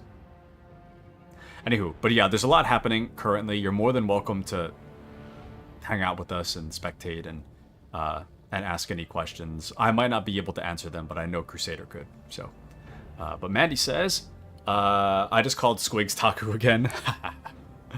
Squigs is renamed now. Taku is a good boy. Binary says, awesome, thanks. I am down for reading and will have a lot of time on my hands, so that sounds perfect. Awesome. Very awesome. Glad to have you with us. Oh, and sorry, I don't know if I said this out loud, but Kitsune, why don't you just tell your younger brother to teach you how to rollerblade? Why don't you just... Anyways. Mandy says, I feel like I'd naturally protect my head by injuring my knees and elbows. Yeah, but that's like, if you fall forward, then you'll use your arms, right? But if you fall backwards and you fall really fast, you know, like how people like slip and they fall backwards? Yeah, even if you extend your elbows all the way back and just like dislocate both shoulders, it might not be far enough. You might still hit your head. So definitely wear a helmet. But yeah, Crusader says, if you have any questions, feel free to ask. I am a lore nerd and quite enjoy the lore of 40k. Not to sound like a shill, but I would also recommend a YouTuber called Bricky. He has done quite a few simplified videos about the setting for 40k. Recommend his older factions explained videos for shorter, watching, or only roughly an hour-ish long, and then re-explain videos. I see. Binary says, y'all are great. Thank you. I'm looking forward to the journey. I'm looking forward to you joining us on the journey, Binary. Thank you for joining us. A lot of video games centered in 40k are usually turn-based, because 40k as a whole is largely turn-based tabletop. Yes, do recommend Space Marine 2 for easier on the brain third-person horde shooter. And only have Space Marine 1 and 2. Yeah, I mean, oh, also, I think I can't remember what I wrote on the schedule. I think I wrote Space Marine 2 on the schedule for Friday, but whenever I play Space Marine 2, it's open invite for whoever wants to join me. So if you want to join for Space Marine 2, you're more than welcome to. But Binary says, going to be moving soon and internet won't be great, so really focusing on stuff I can enjoy offline. Space Marine. Definitely Space Marine. I highly recommend Dark Tide, but Dark Tide is online, so maybe not. If you're into like Doom / Call of Duty shooter kind of thing, Bolt Gun. I guess Bolt Gun is closer to Doom. But Bolt Gun was pretty good too. That one is offline. Crusader says, wonderful choices. Both are easy and fun. Are very fun and easy to ingest. Yes, I agree. Yeah, I'd say Bolt Gun is good. Bolt Gun or Rogue Trader then. Yeah. But yeah, I hope you have a wonderful move. Hope you have a wonderful move. Okay. So, sorry, I know I just unpaused it, but to catch you up on what's happening, Binary, and for everybody else as well, I'm a little lost. But the gist of it is that we are a rogue. Okay, so in the world of 40k, lots of locations, lots of people. I don't know how to explain. I don't know how to explain what's happening. But the gist of it is that humanity is fighting alien forces. Currently, we're on a trader planet. A planet of trade, not like traitor. Trader. We're on a trading planet. A market planet. And we are the rogue trader. We are a kind of high up in the ranking of humanity. We have a lot of influence, and I'm not entirely sure what our objective is currently. I'm kind of lost on what's happening myself, to be honest with you. But all you have to know is that we're a very high-ranking person on a market planet. Welcome into Azure. And there are currently some, like... Sorry, our ship is kind of broken. So we have to figure that out. Footfall, the trader planet... Trader, sorry. Footfall, the trader planet, is currently undergoing severe shortages of provisions. So we're trying to organize for them to get food. And there's also a faction of anarchists, I guess you could call them, which are wreaking havoc on Footfall. So that's pretty much what's happening. I'm confused myself. If that sounded confusing to you, don't worry, because I'm confused too. So, anyways, but that's true. Helmet is so dorky. I want to look like a baddie out there. Well, you'll look like a baddie until you know, crack your head, and then at that point, you'll either be, if you're lucky, lightly injured. If you're unlucky, brain damage / dead. Which, to me, is just not worth looking cool. I'll just take the L and wear a helmet. You know what's badass, Mandy? Having a head that's intact. I agree. That's what I'm saying. I'll wear the dumb helmet. Please do. Please do. Gotta keep your pretty mug looking good when you practice, then you can look badass after you master the art. So true. So true. And just lurking? No worries. I hope you enjoy your lurk. I hope you enjoy your lurk with us. Who's this? Keep your eye on the First mate prize. Dagon. Alright, am I locked out of this area, or...? The low hum of voices quiets, and a dozen gazes shift to you. The tall man with the shaved head is rubbing his hands together nervously. His opulent clothes are nearly bursting at the seams on his muscular body. And his expression is forbiddingly grim. Still, he's trying to put on an air of friendliness. Greetings, you must be... He glances at the scroll in his mechanical hand implant. Master Fidelio! All the guests have arrived, you're the last on the list, and we couldn't well start without you. Your presence is absolutely vital. I kind of want to play along just to see what happens. Binary says, really appreciate the intro, glad I found the channel. Glad we found you, welcome in. Sorry that the intro is... I don't know what's happening. But, yeah. Glad to have you with us. Good to have you. Glad to have you here, Binary, so true. I get a good vibe from Binary. Crusader says, lurk away, my good sir. I am educating the masses to the lore of 40k. Masses meaning one cool dude. You mean me? Is the dude me? I'm glad you found us. Always happy to induct another member to my plastic crack edition. And Ave Imperator. What? I don't know what these words mean. Anywho, but a salute to you too.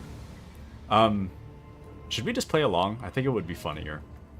I mean, if this was real life, I would have just...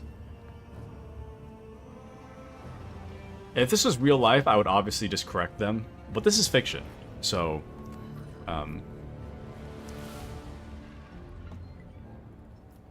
Of course, I'm Fidelio. Those who forget their duty are this is gonna screw me. He puts on a broad smile, but then catches himself and quickly frowns once more. Please, we can talk later. The chaplain is about to begin. What is this tomfoolery? Abelard grumbles, but not before making sure that the man is out of earshot.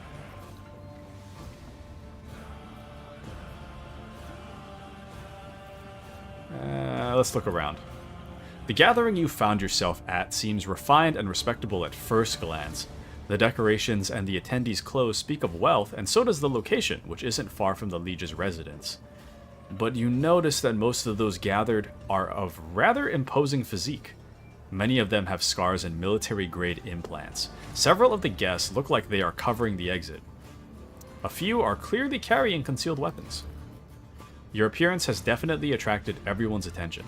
Just about every guest here keeps glancing at you, and some are clearly watching your every move, even though they are trying not to show it.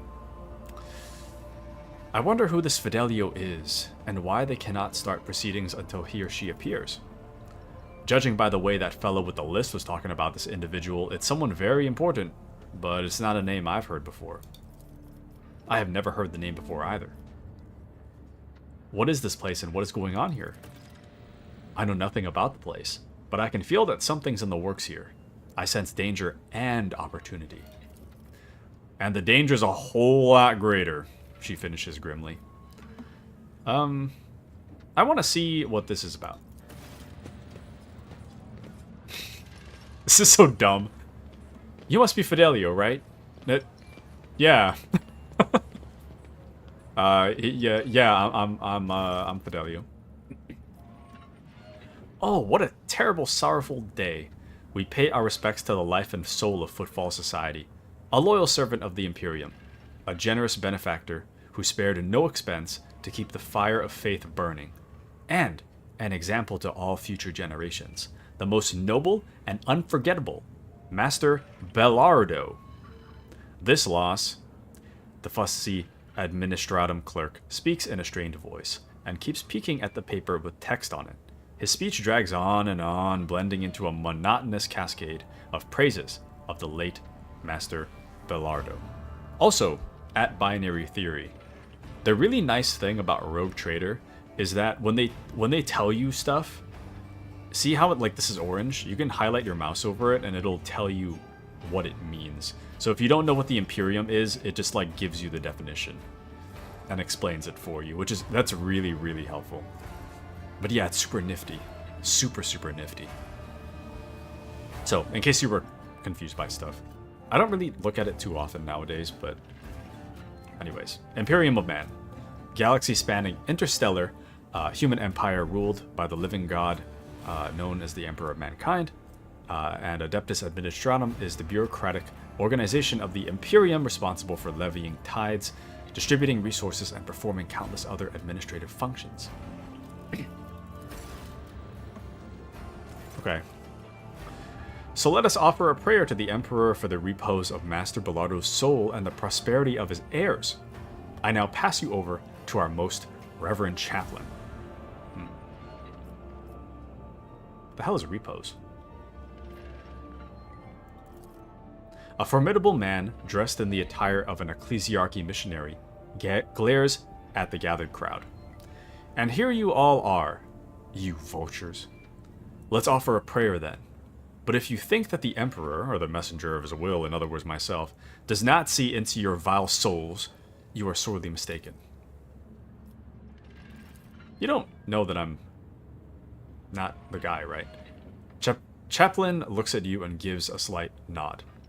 I wasn't referring to Master Fidelio. At least Dens himself wanted to see him at his funeral. But the rest, I know every one of you, and I would be astonished to discover anyone here who truly mourns this loss.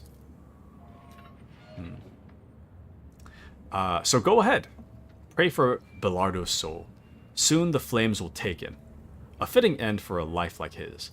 May the Emperor keep his soul. Without another word, Chaplain makes the sign of the Aquila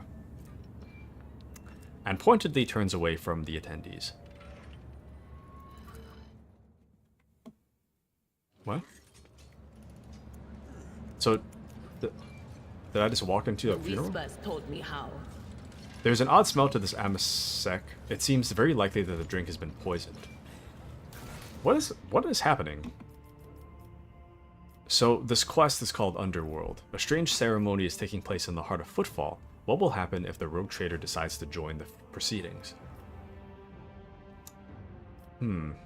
So the ceremony turned out to be the funeral of an honorable gentleman by the name of Belardo. Adira sensed growing possibilities but also growing danger. Who is this mysterious final guest everyone is waiting for at the ceremony? The answer to that may be the key to understanding what is happening. People definitely want Fidelio dead. But why don't they just... I mean, if they want me dead, sure, but why don't they just fight us then? Confusing. Whoever prepared the body of the gray-haired man lying in the coffin, they did a good job. Even in death, he looks majestic. Abelard maintains a grave expression befitting the occasion, until he sees the face of the deceased. He frowns. He peers at it with suspicion. Then he gasps, astonished, almost dazed. I'll be. This is quite the meeting, if it can be called such under the circumstances. Let's take a good look at the deceased. The implants left in the deceased's body speak of his high standing. Expensive tech is typically extracted from the dead, and only the most prominent and wealthy avoid this fate upon their death. Abelard, you know this man? Do I? I would tell you all about this man, but the words I'd use would be improper for a funeral. This, your lordship, is Ryokan Dens, known back in the day as one of the most notorious pirates in the Coronis Expanse. They nicknamed him Ryokan for his habit of having a jug or two of promethium on hand. He did love burning things. Ah, yes, he was a menace back then. How long ago was it? 60 years ago? I was serving my last days in the Navy when news came of his latest attack. Abelard distractedly runs a hand through his hair. Well, well. There was a time when the sight of Ryokan in a coffin would have been enough to make me dance. Quite literally. By the throne, I would have danced a jig on the spot. But now, I don't know. No more jumping into the warp right from under the Crusader's nose, eh? You old beast? Who would have thought I'd be at your funeral? And welcome into Wiffle Waffle. I hope you enjoy your lurk. Welcome in, welcome in. Hope you enjoy your lurk. To catch you up, Wiffle Waffle, we are currently... We walked into a part of town. The guy was like, "Are you Fidelio?" And we were like, "Yep."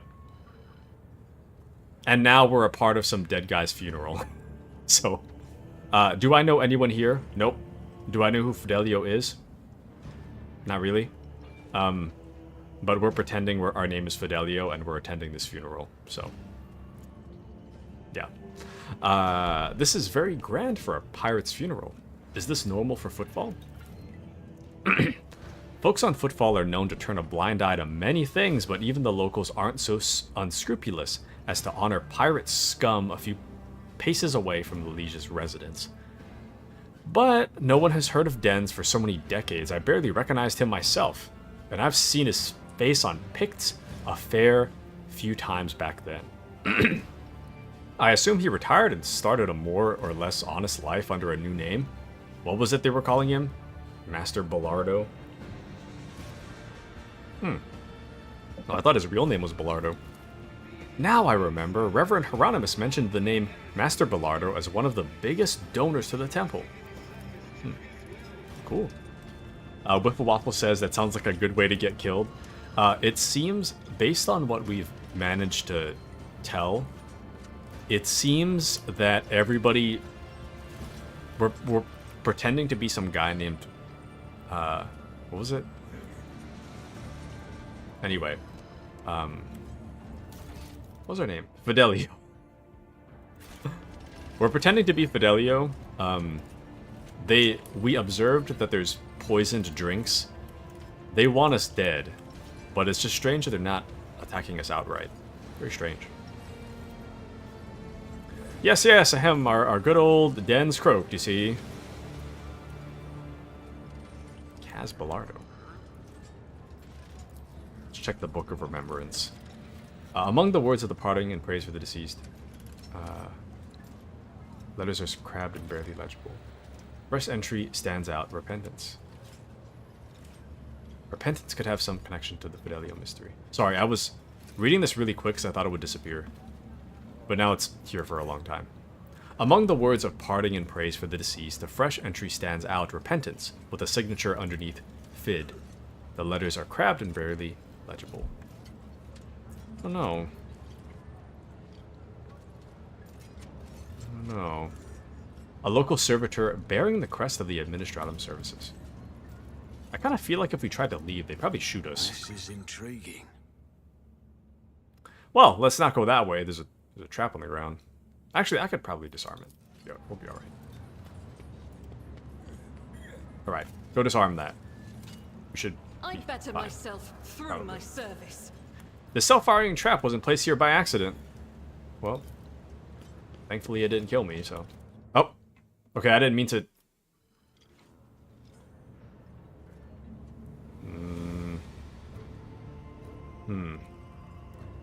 I appear to have touched something I shouldn't have.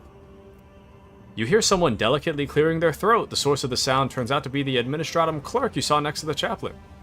His clothes are neat and impeccably pressed. His face, however, reveals extreme nervousness bordering on fear.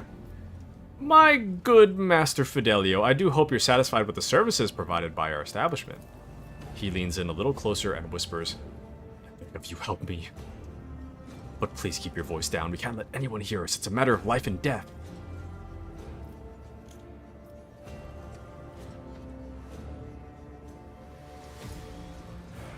This is wild because I don't know who Fidelio is.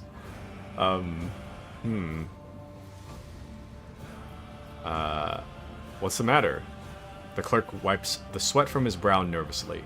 Please understand, it's very difficult to get by on Footfall with my wages. And the Imperial Regulation 4030-8L on post-mortal service workers on peripheral worlds directly prohibits the chief operator of the crematorium from leaving their workspace for any reason other than sleep, food, severe illness, and administration of sacraments.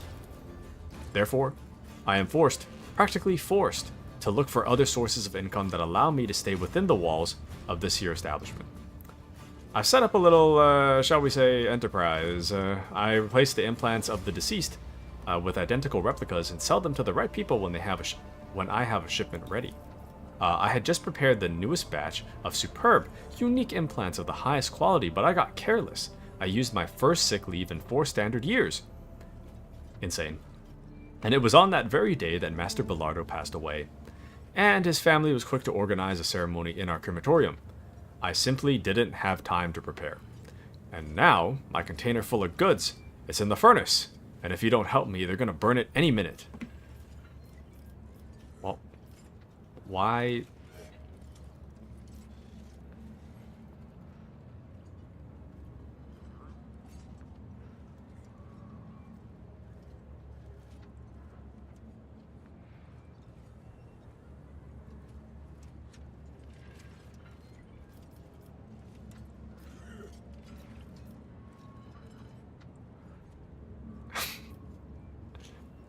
There's so many things I want to say. A part of me wants to know where every dialogue here is going. This one is wild, but it might just work. It says, "I will help you on the following condition. You see, I am most definitely Master Fidelio. I'm afraid I've misplaced some of my documents. If you make me a copy of everything you can find in the archives that has my name on it, you'll get your contraband." This kind of gives away that we are not Master Fidelio. But at the same time, it's like, what is he gonna do? Out us? Because if he tells everybody that we're not Master Fidelio, it's like, I mean, we can just say that he's selling contraband. So, I mean, you know what? We're this far in. Everyone wants to kill us anyway. I kind of feel like we should just say this. Yeah. Of course we'll do. You'll be most pleased with the results. Just help me for Throne's sake. Throne preserve you. Make it look like you're just having a look around. It's a lot easier for you to wander into a restricted area without arousing suspicion than it is for me. Find the container. It's in a far corner. Get out and come back to me. I'll be waiting. This, This just seems like a bad idea. But, you know, I mean, who am I to judge a bad idea? For some reason, I decided to just tell everyone that I'm just some guy that I'm not, so. I mean... Oh, leave location, collect remaining trophies. What?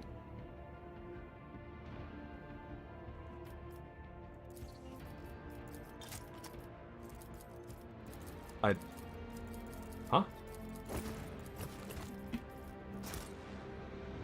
Huh?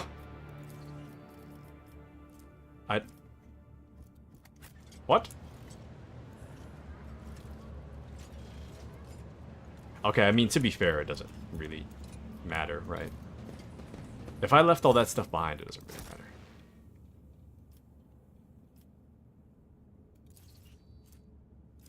Why can't I grab it? Oh, well. Okay, well, there we go. Alright. I hope that nobody notices us back here, because I still don't know who I am, so would be pretty rough. Alrighty! We've autosaved. Space reserved for coffins. Heavy plastic steel door to the furnace. Yeah, man. Is this all there is in here? Let's get inside. Nothing's impossible for this old officer. Right. Is that it? Is that the thing? Is this your contraband? The lid of the container automatically opens when touched. It is completely empty. Pain and duty go hand in hand. Ow. I've faced worse than this. My prescience has failed me. You know, I don't really know what I expected.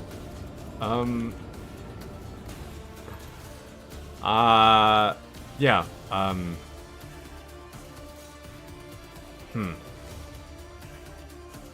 You know, I take it this is bad. Well, the gist of it, everybody wanted us dead at the party. We've observed that much. For some reason, I didn't make the connection that everyone wanted us dead, but also someone hid their things inside of a furnace. Really, I should have made the connection that they were going to trap us and burn us, but I didn't. So, now we're burning. I don't know how to turn it off. We're stuck in the furnace now. Yeah. I appear to be burning. Hold on, I think my mod was off. Hold on, let me fix it. Okay, that should be better. But yeah, he told me that his stuff was in the furnace. He lied to me. The box is empty, and now I'm burning. So, oh, it says we gotta shoot through the floor. Okay. Well. At your beck and call. Someone do something, please. I don't care what it is. Just do something. Just shoot. Shoot the floor. I don't know who needs to shoot the floor. Just shoot the floor. Just. We need to get out of here. Fear to look at me because of my appearance. I'm literally on fire. Fear to look at them. Should I divine our next step? Anything else? Okay, we'll unpause. Go, go, go. Go. Say no more.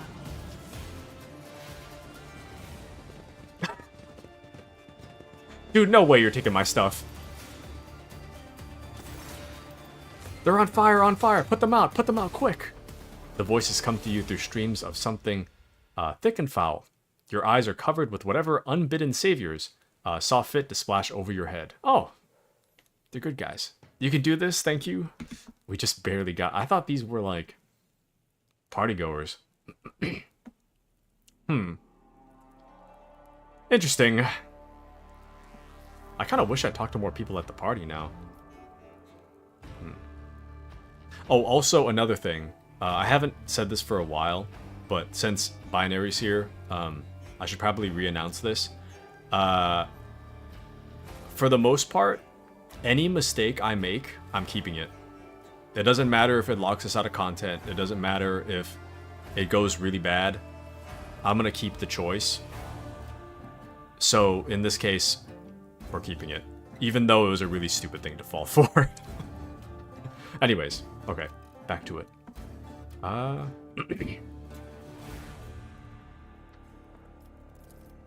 At last, you can make out the silhouette of a vagrant, dressed in rags, leaning over you. He throws up his hands. Your lordiness, are you alright? Did you hit anything? Any bad burns? You fell right through that there ceiling, and it's mighty high up.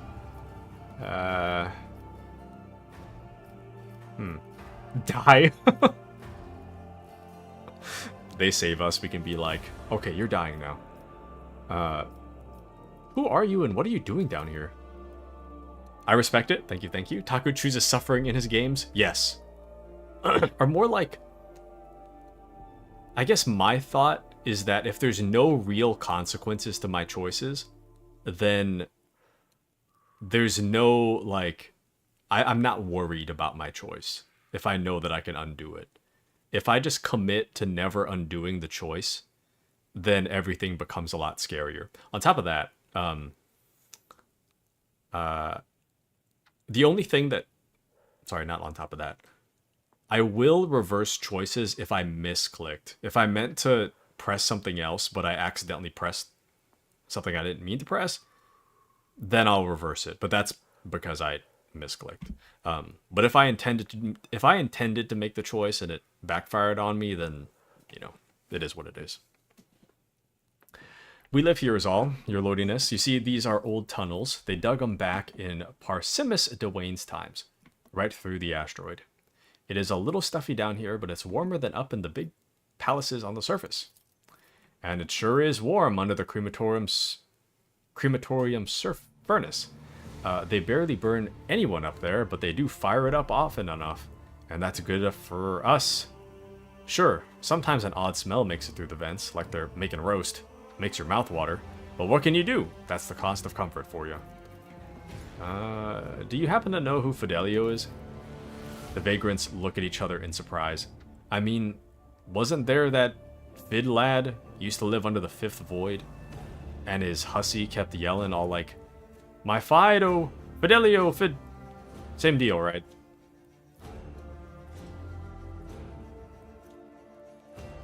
Huh? How do I get out of here? Well, there's no climbing back into the crematorium for you. Look for yourself. It's all burnt and collapsed. But it's no biggie. There's only one way up there, so you won't get lost. First, you'll need to pull this big old lever to open the doors. It's just by the burst pipe. That's where the lever is. After that, you just walk through the corridors, the shaft, the old warehouse, and there you are, on the surface. The fact that the incompetence of the crematorium's maintenance staff saved our lives does not make their negligence any less egregious. I will register a complaint. Thank you for building this poorly so we could get out, but also I'm reporting you. I'm feeling kind today. Here, for your help with the fire. The vagrant's faces brighten, and they accept your handout with a bow. Oh, thank you kindly. Something to buy a bit of food with, cause, well, we used our soup to put you out, you see. And it was only 2 days old. You guys have refrigeration down here, right? I must take my leave. All the best on your journey and all. May the Emperor help you and guide you out. Well, this went a lot better than I thought it would. I'm gonna take their stuff, though. Well, it seems like I'm not getting those documents after all, so it's still gonna remain a mystery who Fidelio is. The word on the tent reads temple. Inside is a tiny makeshift altar with candles on it. The cleanest and most well-kept structure in the vicinity. Wow. Pretty cool. I'll warn you if I hear anything. Hope we get like rats to fight or something. I want to fight something. Not the guys that saved our lives though. Funny as it would be. Random vagabond. Oh, my bad. Whoops. I was like, why is only Adira moving? I appear to have only highlighted Adira. There we go. I always have a backup plan. I always have a backup. I always have a backup plan. I always have a backup plan. I don't know what the hell this is, but I'm taking it. Well, they say Lucra's been poisoned by sewer water again. Don't drink that, bro. You really drinking that?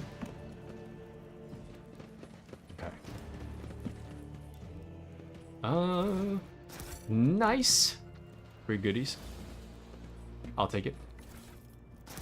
If it comes off the ground, it comes with me. Regardless of what it may be. I'm glad it's not considered stealing, though. Kind of for the best. What was that? There's a word scribbled on the side of the tent.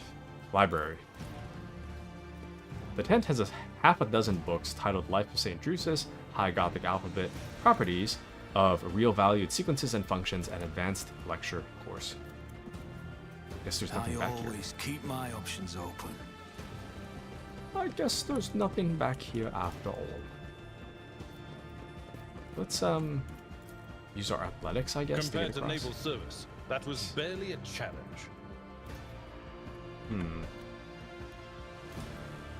But I thought there was supposed to be a lever to get us out. Maybe it's this way.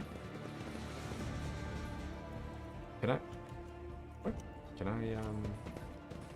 Ah, I see. Interesting. Oh. A horrible stench reaches your nostrils long before you see its source. A corridor where punctured pipes are disgorging streams of murky sludge. In the distance, you see the lever that opens the doors leading outside. The only way to reach it is by submerging yourself in the sludge. I'm too old for this. Cassia brings the corner of a perfumed shawl to her nose. I think I'm gonna be sick. Someone's gotta go and pull the lever, right? I propose our holy sister as a candidate. A seeker after spiritual purity shouldn't be put off by a little bit of ordinary muck, after all. Hardy har har.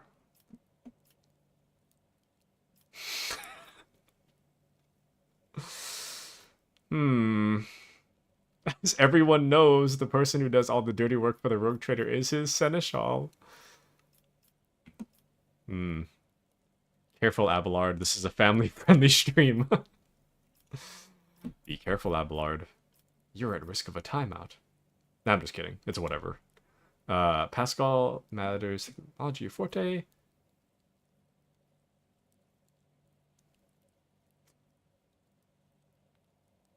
I don't know. Now, hear me out. As leader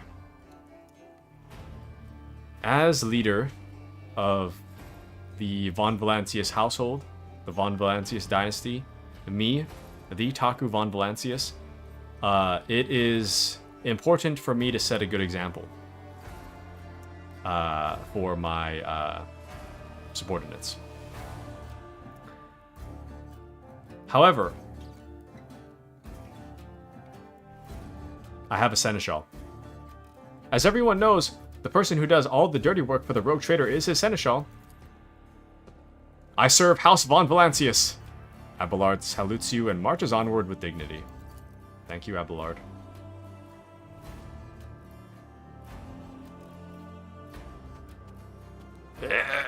Can you imagine? Just moving his way through poop. Ultimately, it doesn't matter because, I mean, this guy is so tanky. It doesn't matter what diseases are in there. He's all good. Oh, wait, what?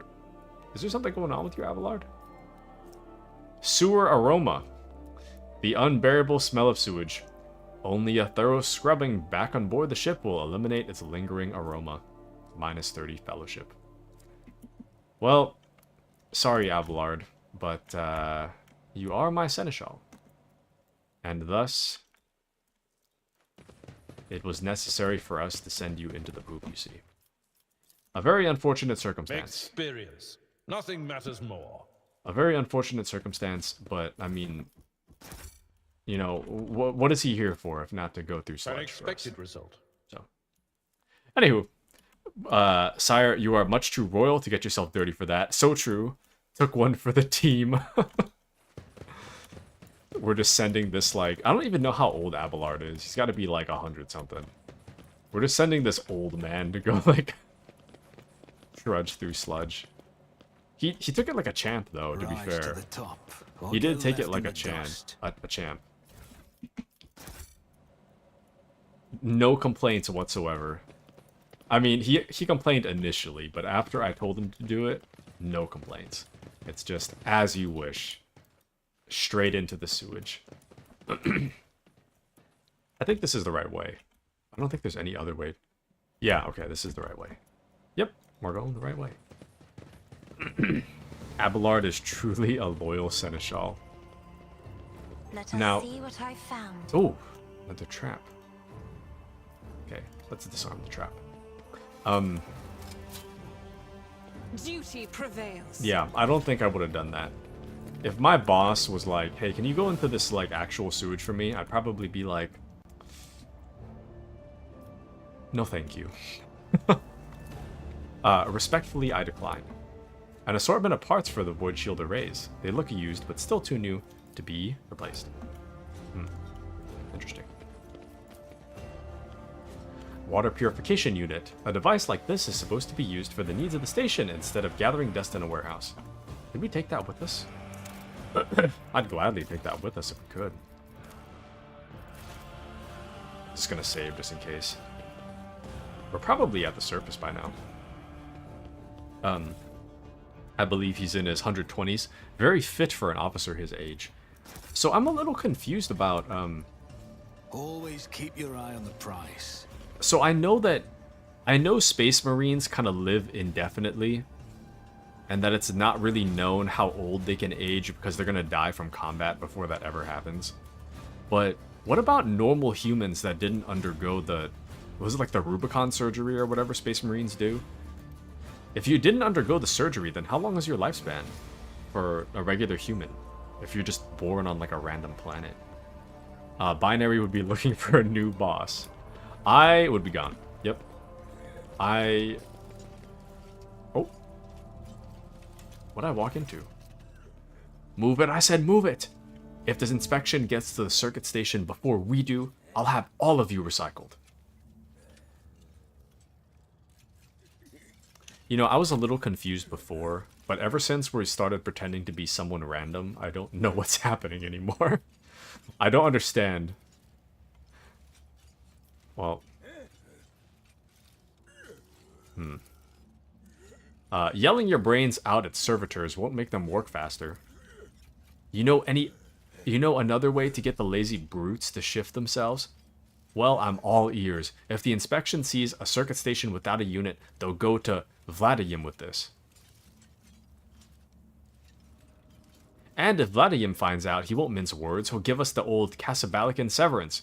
As in, kick us out the trash chute without a void suit. I'm still confused. What? Inspection sees a circuit station.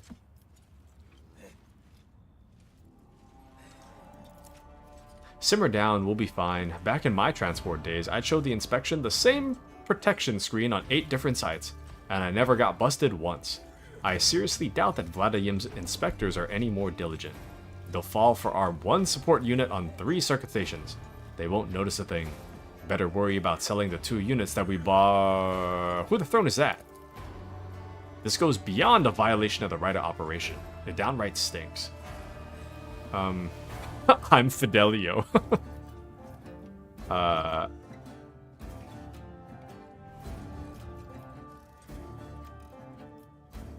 What are you doing in here? There's no way that this would work. You know, I'm just gonna commit to the bit at this point. We're this far. My name is Fidelio now. Hello, I'm Fidelio. Fidelio? I have no idea who that is. Well, believe it or not, neither do I. The two strangers glance at each other in disbelief and reach for their weapons. And just who are you and what are you doing in here? We're from Footfall Station Services, carrying out scheduled maintenance. But you're not going to believe that, are you? You heard everything. After glancing briefly at his partner, the man lays a hand on his weapon. I promised my wife I would go a month without murder. Too bad. I'd rather break my word than get on the Liege's bad side.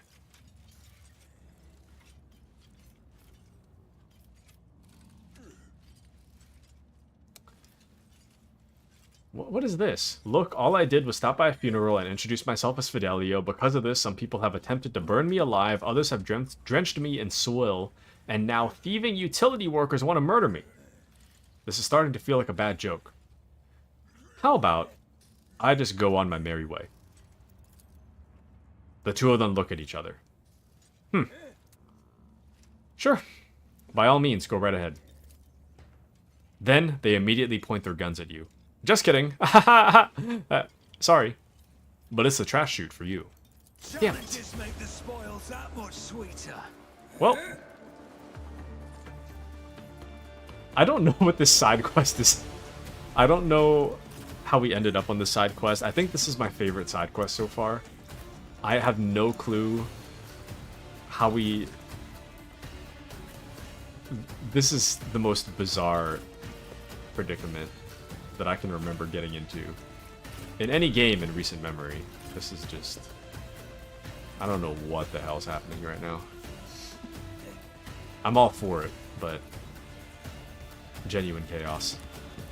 Okay, Cassia's gonna be first, so I'm gonna move people back a little bit. And I guess I'll move here. Okay. Crusader says, a swift execution for that disobedience. So true. But to respond to Binary says, I'd be looking for a new boss. I would also be looking for a new boss. I would be gone. If I had to go through sewage, yep, I'm gone. I wouldn't even turn in my resignation. I would just disappear. Crusader says, so normal humans lived on average up to 45. Most military men lived 25 to 30 of their active years. Due to time fluctuation of traveling the warp, some normal grunts may live much longer. Warp travel can end up sending you to the future. Royalty will live up to 200 to 300 years due to expensive surgeries. I think Avalard's true age is around 70, but due to warp travel, I believe he is around 120 years since his birth. So, if... Oh, Mandy says, I'm getting EP in case I fall asleep. Good night, friends. Good night, Taku-chan. Good night, Mandy. I hope you have a wonderful night. Thank you for joining us tonight. Have a wonderful sleep. Have a wonderful sleep. So I'm curious as to, I'm curious... So I know that time in the warp is kind of like different from real space-time, but... Does that mean that, like, you're trapped in the warp and you just don't age? Are you just not... Do you just not age in the warp?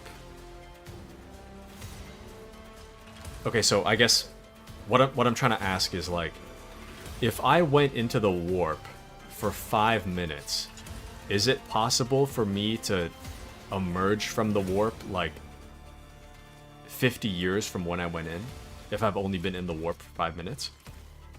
Or is it like, I enter the warp, I get stuck in the warp for 50 years, I don't age, and then I come out 50 years later? Or... I'm a little confused. I hope you have a good night, sweet dreams, rollerblading. So true! Hope you have a wonderful night too.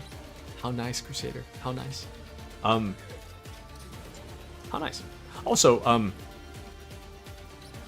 before I forget, I don't know if Mandy's still here. But I was meaning to do this when Mandy got back. Tonight's the night, methinks. Crusader has been with us for a month and a half. He passes the vibe check. And I enjoy having Crusader around. Tonight is the night. Tonight is the night to extend my hand in VIP. Would you like VIP, Crusader? You don't have to if you don't want to. I feel like I give out VIPs like candy lately, but if you want it, there's my offer. Only if you want it, though. I mean, if you don't want it, then it's whatever. But if you want it, I'm clearing you. Binary says goodnight to Mandy. So nice of you, Binary. So nice of you. And Crusader says, so the warp is nothing but material, called the Immaterium. How you travel the warp is having your navigator dream of how the world is supposed to be. The dream of the warp is, wait, huh? Question mark? I would be honored. Okay. You are therefore hereby VIP'd. And Mandy says goodnight to Binary.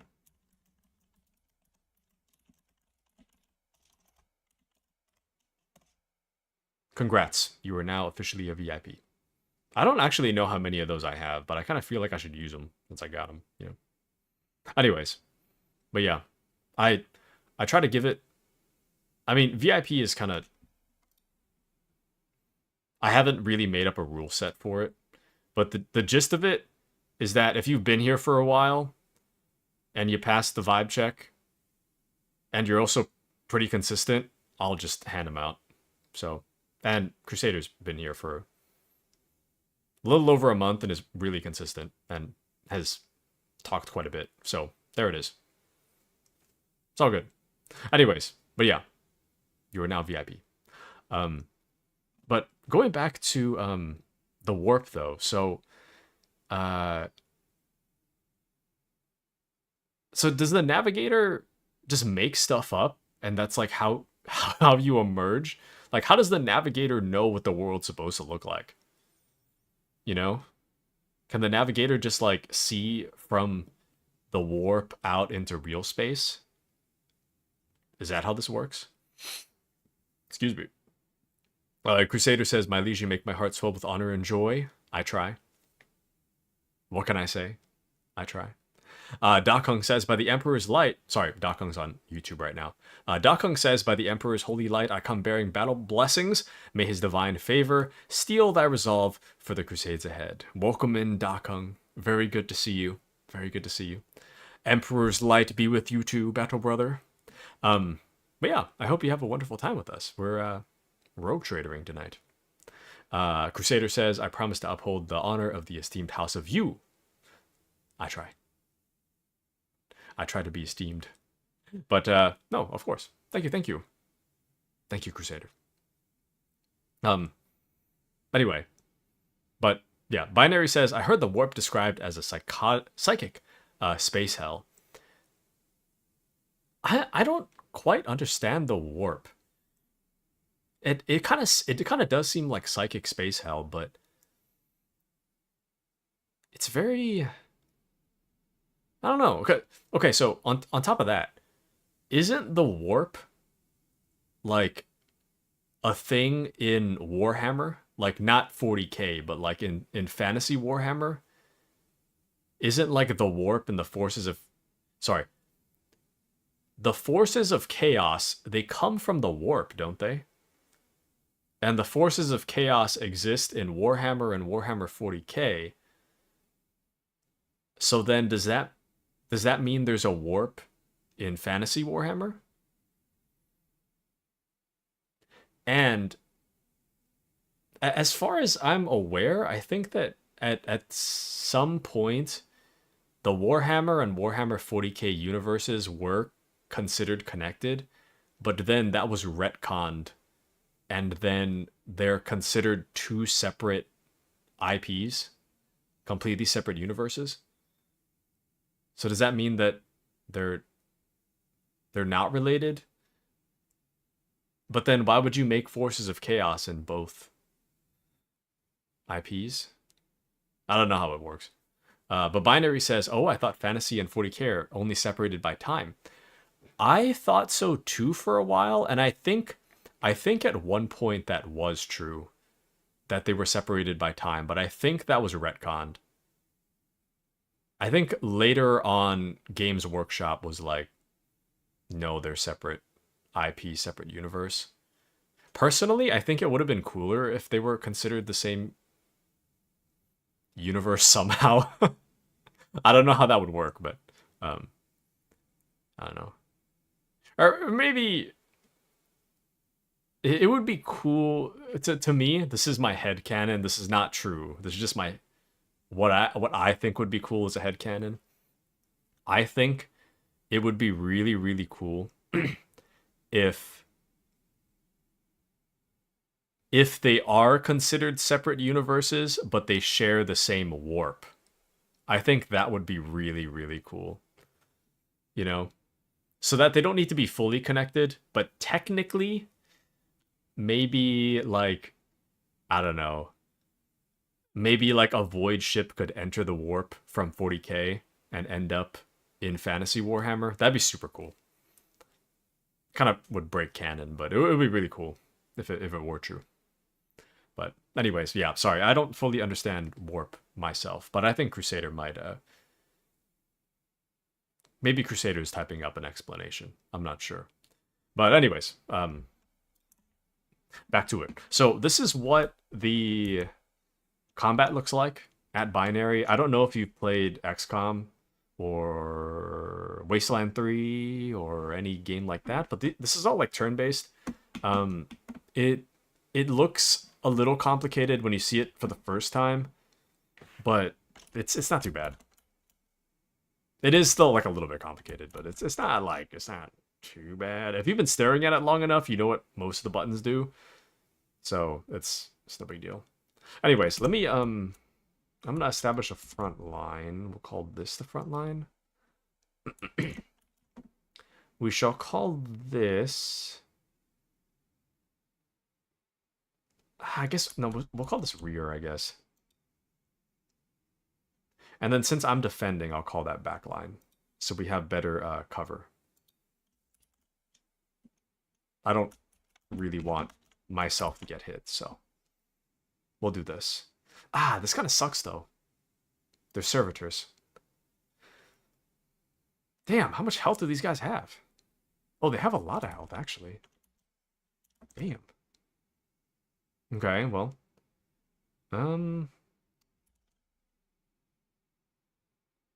Ish. I'll do Pascal, because I know Pascal has like something against Pascal has something against machines. Targets with reject the flesh feature suffer 25 shock damage. So I think servitors are considered reject the flesh. Surely. Yeah, see? Reject the flesh. So I could do this. Oh, but if a target is a mechanism or a machine. Is a servitor a machine? Whatever. I'll just see what happens. I haven't got a chance to use this yet on an actual servitor. Nice. Damn. Yeah, I don't really have good things to use here. No! Crusader says it's very vague on if they are connected or not. They share the same chaos gods, even though they don't fit on the same timeline. And I'm typing up a paragraph about warp travel. Okay. I see. Sounds good.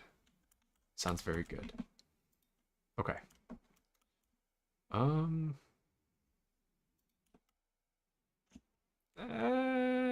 don't know if this'll... Will this hit? This might barely hit. Let me shriek first. Let us see what happens. Damn, but I can't use that, huh? Shoot. We'll increase dodge and parry for Pascal since he's all the way up front.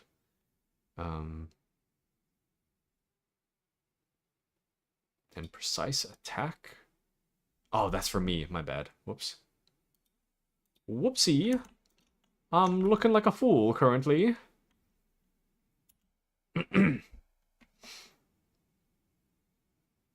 Okay. Crusader says, back to lore. The warp being nothing real is based on Warp being nothing real is based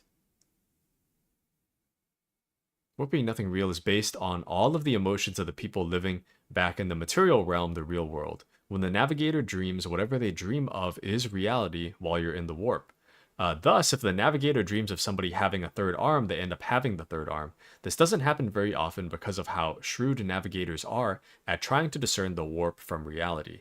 Because of this, when you travel through the warp, it technically takes both forever and no time at all to get through. There have been records of warp travel going awry and entire ships being lost forever to be discovered that they went back in time 60 years. There is an entire Imperial Order dedicated to fixing this problem.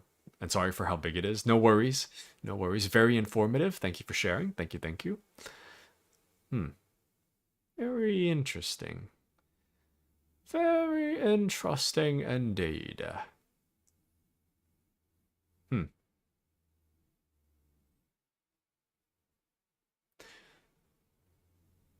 So when a navigator dreams, is it like they think of the thing? Like are they consciously thinking?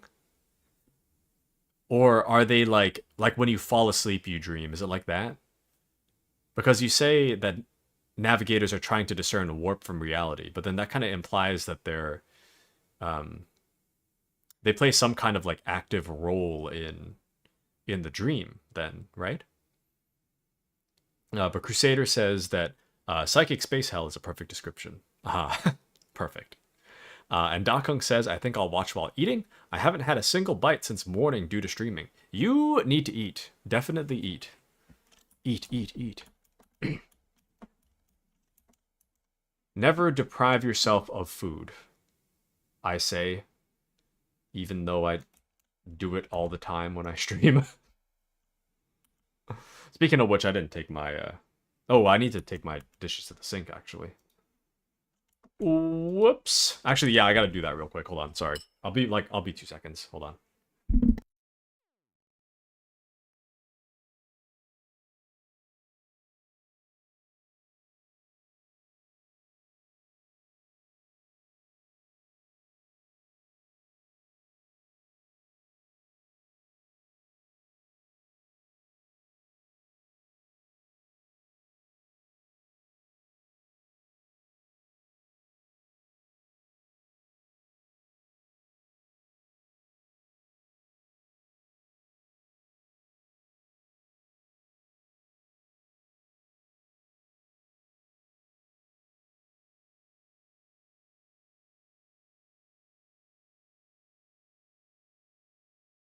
Hello.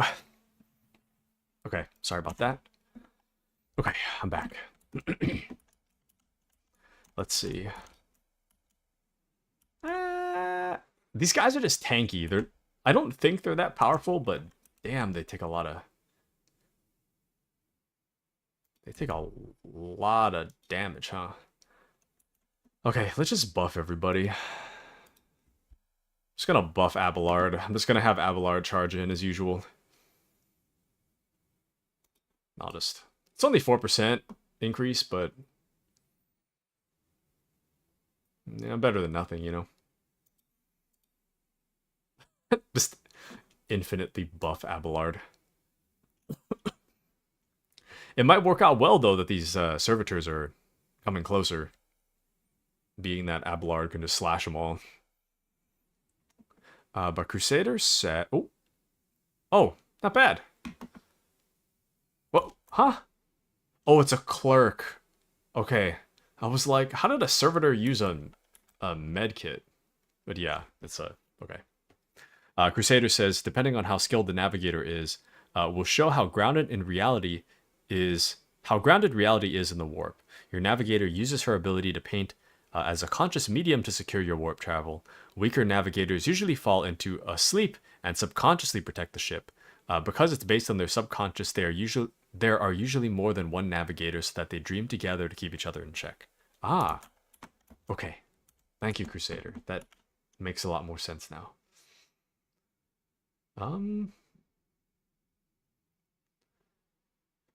Let's see. We'll do...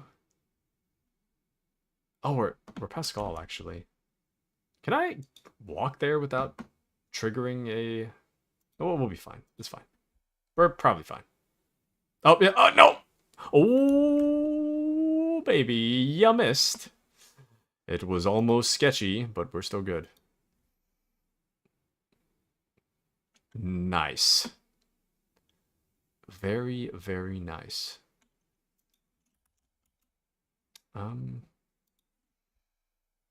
Nice. Okay. Awesome. Absolutely awesome. Okay, so this I was kind of screwing up, but I think we can do run and gun.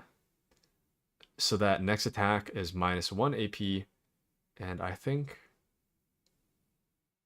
Was it that one? Or...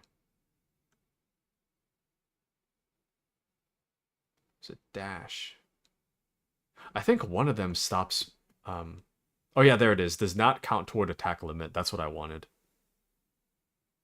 So we'll do... that. This. And now we don't have an attack limit. So let's start shooting.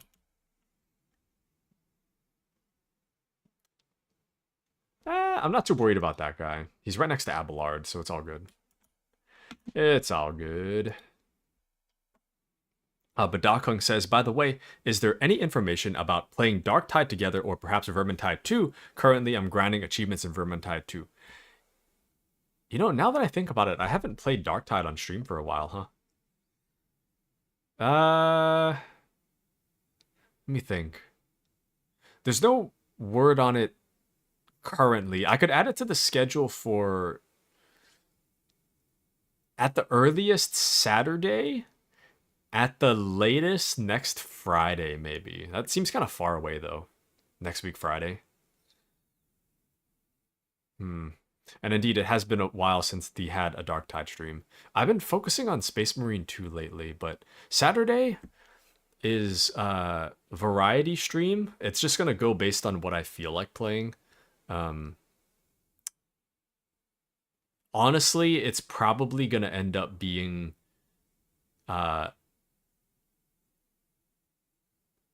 Shadows of Doubt, the detective game I was playing.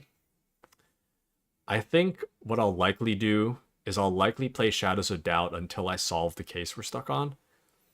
And then I'll switch after that. So, but what I switch to is kind of up in the air currently. I did actually want to buy Stellar Blade and play that on stream at some point. I think I've just about talked myself into just buying it for $80, so I might do that too. I don't know. But yeah. Sorry, excuse me, I keep burping. I'll let you know if I'm available though, Dakong. I'll let you know if I happen to be available off stream as well. But yeah. Sorry about that. I meant to play Darktide more, but I've been playing a lot of Space Marine lately. We'll do this.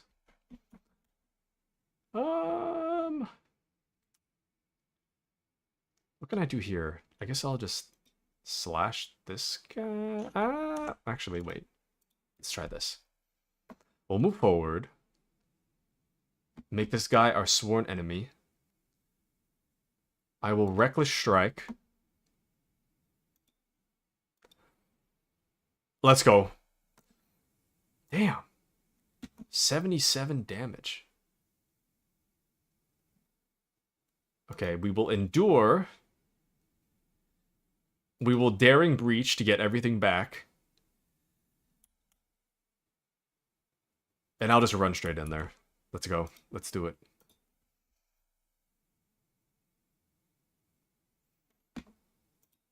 Absolute maniac currently.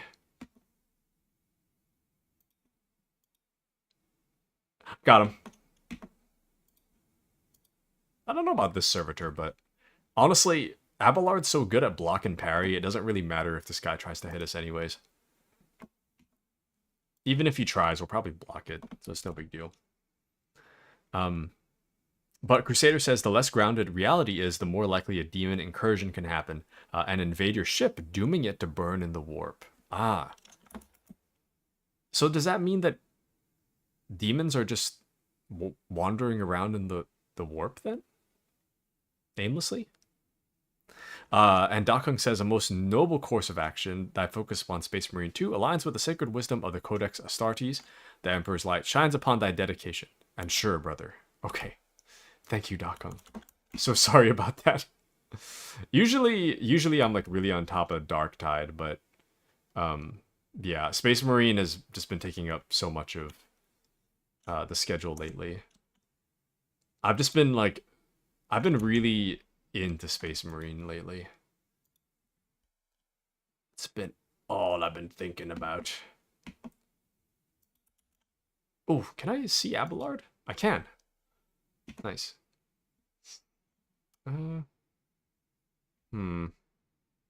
This is 1 AP. So we could try... I'll do Reckless. I'll just hope for a critical. 32, that's wild. Okay, well. That's alright.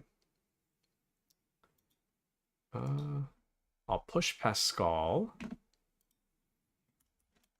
And Adira can shout at that guy. That one was easy. And we'll increase dodge and parry for Abelard. And expose weakness of serve. No, we can't see that far. Can we? Oh, we can. Different power, though. Okay. And then I'll just tell Abelard to move again. Oh, what? Wait, actually, maybe I could... I might be able to finest hour Abelard. Let's try that.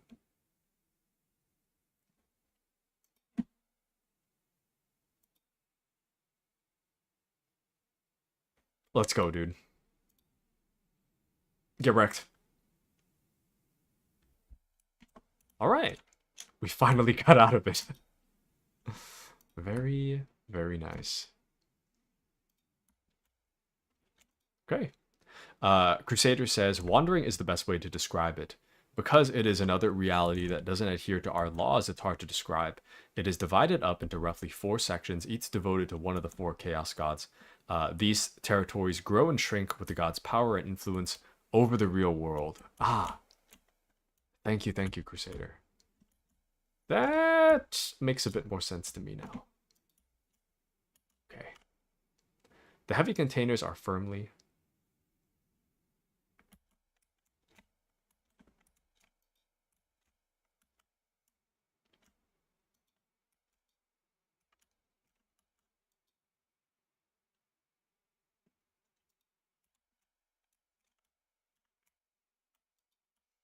Such sacred creations deserve the most sacred maintenance available. Crusader says, quote, is a parallel dimension of raw psychic energy that serves as a source of psychic powers and a means of faster-than-light travel. It is a chaotic, ever-shifting realm heavily influenced by the thoughts and emotions of living beings. Ah. Thank you, Crusader. Thank you. That is a very interesting. I bet we'll probably see more of the warp as time goes on. Should I escape? Wait. Should I escape? I feel like I'm going to get locked into dialogue the moment I get out. I'm going to do it. I'm just going to see what happens. This is the only way anyways. Crusader says, I've heard it is akin to a cauldron of poisonous boiling water, toxic to all that enter, and near impossible to predict. Ah. I see. Oh. Oh, I know exactly where we are. Okay. We made it. We made it out. Alright, well. On that note, unfortunately, It is my time. And I must end it here. I need to put out like some kind of newsletter on Discord or something, because I got a lot of thoughts swirling around in my head. Also, I don't know if Binary can still hear me, but Binary, you're welcome to join our Discord, as long as you're 18 plus. Adults only Discord. But there I have more updates on my schedule. So here's what I'm thinking for the rest of this week. Currently, the existing schedule says that Space Marine 2 is on Friday. Space Marine 2 is open invite. So first come, first served. If you want to join, just let me know in the moment. And I'll show you guys my invite code so that you can join me then. Saturday is scheduled to be a variety stream. The plan... It's pretty much going to go based on how I'm feeling on the day. So this plan might change. What's most likely to happen is that I'm going to play Shadows of Doubt. We're going to find the killer that we've been looking for. We're going to finish up that case, and then I'll switch to something else. What that something else is not really known yet. Not even to me, because I don't really know what I'm going to feel like playing in the moment. There are a few games that I'm going to try to do in the future that I make no guarantees on. Okay, so these are just like ideas I have in my head for things that we could do. Oh, welcome to the Discord. I see you there. See the notification. Welcome into the Discord, Binary. Okay, so here's what I'm thinking. In terms of the games that I have, okay, I bought, I'm in now, and yes, I remember being 18 once upon a time. Once upon a time, many millennia ago. I understand. I feel that way too. I feel 14 years old. I'm not. I feel like I'm 14, but nope. I'm an adult man with a job and responsibilities. But anyways, so back to the plan. So the schedule is kind of all over the place right now because I don't really know what to do with myself, and that kind of changes day to day. I don't want to drop Rogue Trader. There's a lot of stuff we still have to do though. But the plan for Rogue Trader is to keep it here, but I'm a little bit unsure of where it falls into our schedule currently. I'm gonna try to aim for once a week, but where in the week is kind of up in the air. So I'll just put it on the schedule in the events section so that you guys can keep track of Rogue Trader streams. But there's a lot of stuff that I have been meaning to play that I haven't got around to yet, and I don't know where it falls into our schedule. So in the currently I bought Until Then, which is it's supposed to be kind of like a sad visual novel. It's supposed to make you cry. It's like rated very positively on Steam. So I got that on sale, and I plan to play that at some point.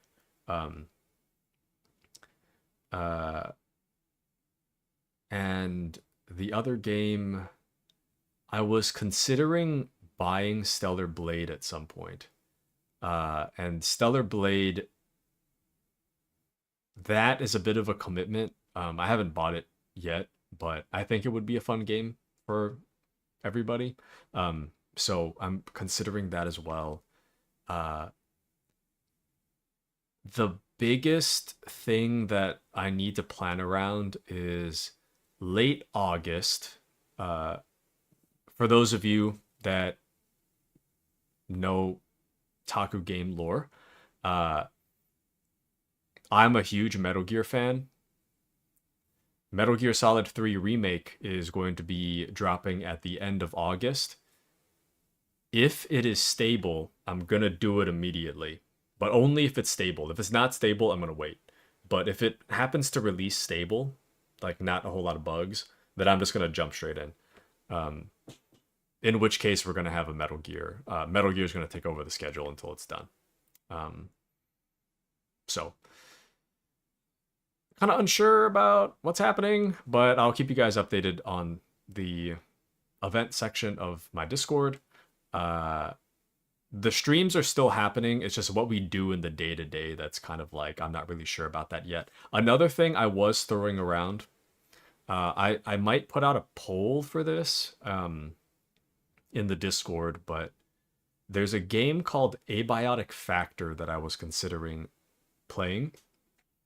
If I do get it, it's actually up to 6 co-op players. So if you think of Half-Life 1 mixed with SCP Foundation, and you mix it together into a co-op crafting survival game, I was considering playing that on the channel, but I'm not really sure about it yet because 6-player co-op sounds good in theory, but the problem is that it's a story game that has a progression to it, which is going to be difficult, being that, 99% of us, I'm pretty certain, are adults. We all got busy schedules. So getting everybody together at the same time every week to do Abiotic Factor is something that I'm not really sure is feasible. But Abiotic is a really cool game. I wish I had a PC. It's cross-platform. I think it's on PlayStation and Xbox, but it is cross-platform. Technically, you could play it. You could. But I'm throwing that one around lightly. That one is really up in the air. I think it would be fun, and in theory, it's super fun. But getting me and 5 of you guys together at the same time every week might not be feasible. Sorry, up to 5, shall we say. So I'm going to have to think on that right now. That one is like a really early thought, but I do think it would be really fun. But I think, getting everyone on would be really tough. Yeah. So, especially being that I don't want to keep anybody awake, So I know I stream pretty late for a lot of you guys. But Crusader says, "My lord, there is so much content in Rogue Trader. It's not even funny. It's all good for me if you wish to take a small break of it while you enjoy a few other games." Thank you, Crusader. Thank you. I like and I enjoy Rogue Trader. I'm just not sure where it fits into the schedule. I could reopen Sunday streams. I'm still kind of... I used to stream on Sundays all the time, but I'm not really sure about whether I can handle it just yet. I've been kind of stressed, so I don't know. But if anything, if I really want to fit everything in, I would just stream on a Sunday. But I don't know. We'll have to see. Anyways, but to update you, Binary, if at Binary, I stream on Monday, Wednesday, Friday, Saturday. I don't stream on Tuesdays and Thursdays. I used to stream on Sundays, but I don't do it anymore. I could bring it back, but I don't know. But days off are very important for mental health. I agree. Absolutely. But I don't know. Like, I just kind of feel a little unproductive if I don't stream, But Sundays would open up a lot of time for me, I feel like. I think it depends on what game we're playing. Anyways, but yeah. So that's the schedule. We'll see what happens. I'll keep you guys updated on the schedule. Thank you all for joining me today. It was a very fun stream, and it was all thanks to all of you. Oh, dude, I'm on a tangent right now, but I don't know. I maybe I'll have this talk later, but I had this dream the other day about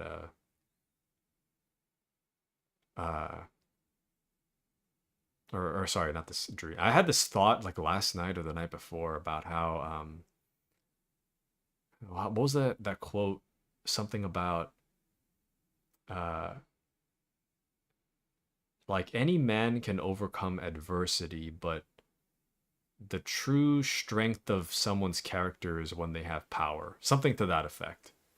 Um, I don't know. I guess I've just been thinking about that quote, um, and how it applies to my life. I kind of feel like I don't know. I feel like there's a lot of things I take for granted. I mean, I'm not powerful, but I think that in many ways, let me click on the screen so you guys have background sound. In many ways, I feel very, or not feel, I am very privileged in many ways. There's a lot of things that I take for granted, I feel like, and especially as time goes on, when you live a good life, it's easy to take for granted the things that make it good, you know? And I guess then I think about the quote about how um true strength of someone's character is in what they do with power. And I guess for me, I think of it as more of like, what does someone do with privilege, I guess. Anyways, I'm not sure how to phrase this. I'll probably talk about it some other stream, but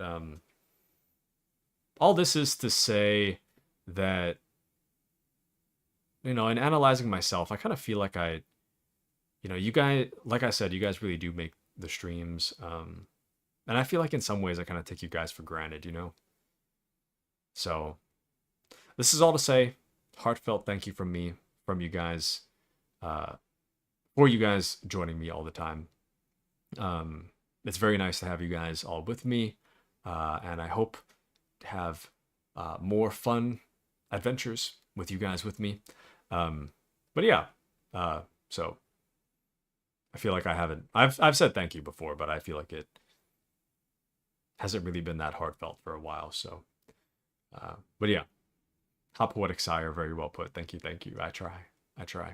But yeah, I'll do a little more soul searching and thinking about it. But yeah, genuinely thank you guys for joining me.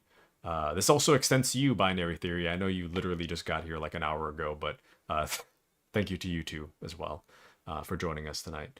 I think I'll raid out. I don't really know where we're going. I probably should have figured that out while we were talking.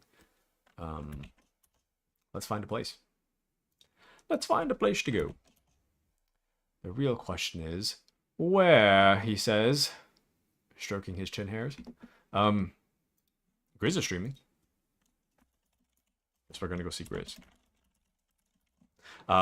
Binary says, in that vein about that move I mentioned earlier, my wife and kids moved ahead of me while I stayed behind to finish selling stuff off. With that context, I absolutely agree that we take things for granted. Ah, you have a wife and kids. Very nice. Very nice. No, I don't know. I feel like my family I take for granted sometimes. I mean, I'm not always unthankful, but I feel like I could be a lot more thankful than I actually am, But Crusader says, I don't mean to speak for others that can speak for themselves, but I am certain Mandy, Appy, Azor, and everyone else is extremely happy to have met you as well. Thank you, Crusader. Thank you.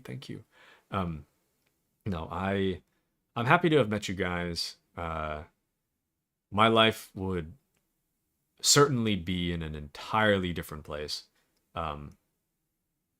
if I wasn't streaming here with you guys. So you guys do help me a lot just by being here. I feel like I get in my own head a lot. So, having you guys here is very nice. So thank you all. I need to go to sleep, or get ready to go to sleep anyways. So we are going to raid our good friend, Grizz. Grizz has been a very strong supporter of me from really early on. So I hope you guys can show him the same love as well. Grizz is a wonderful guy, and I'm sure you guys will have a wonderful time. So say hello to him for me. I'll be there for a few minutes as well. But other than that, I hope you guys have a wonderful night. Thank you all for joining me. Thank you to Happy, Mandy, Crusader Binary, Azure, Wiffle Waffle, K Scott, Azray. And I said Crusader early on, right? Crusader? Wiffle Waffle. I said Binary already. I feel like I missed like 2 people. Anyways, but yes, thank you. Take care and watch out for bandits and marauders. Thank you, Binary. Take care and watch out for whatever one moving needs to watch out for. Make sure to lock your doors so nobody takes your stuff. But we love Grizz. He's a really cool dude. I agree. I hope you guys have a wonderful time with him. And I'll catch you guys in the next stream, which will be Friday. For Space Marine 2. But yes, thank you for the VIP. Of course, you earned it. Have a wonderful night, everybody. Good night, everybody.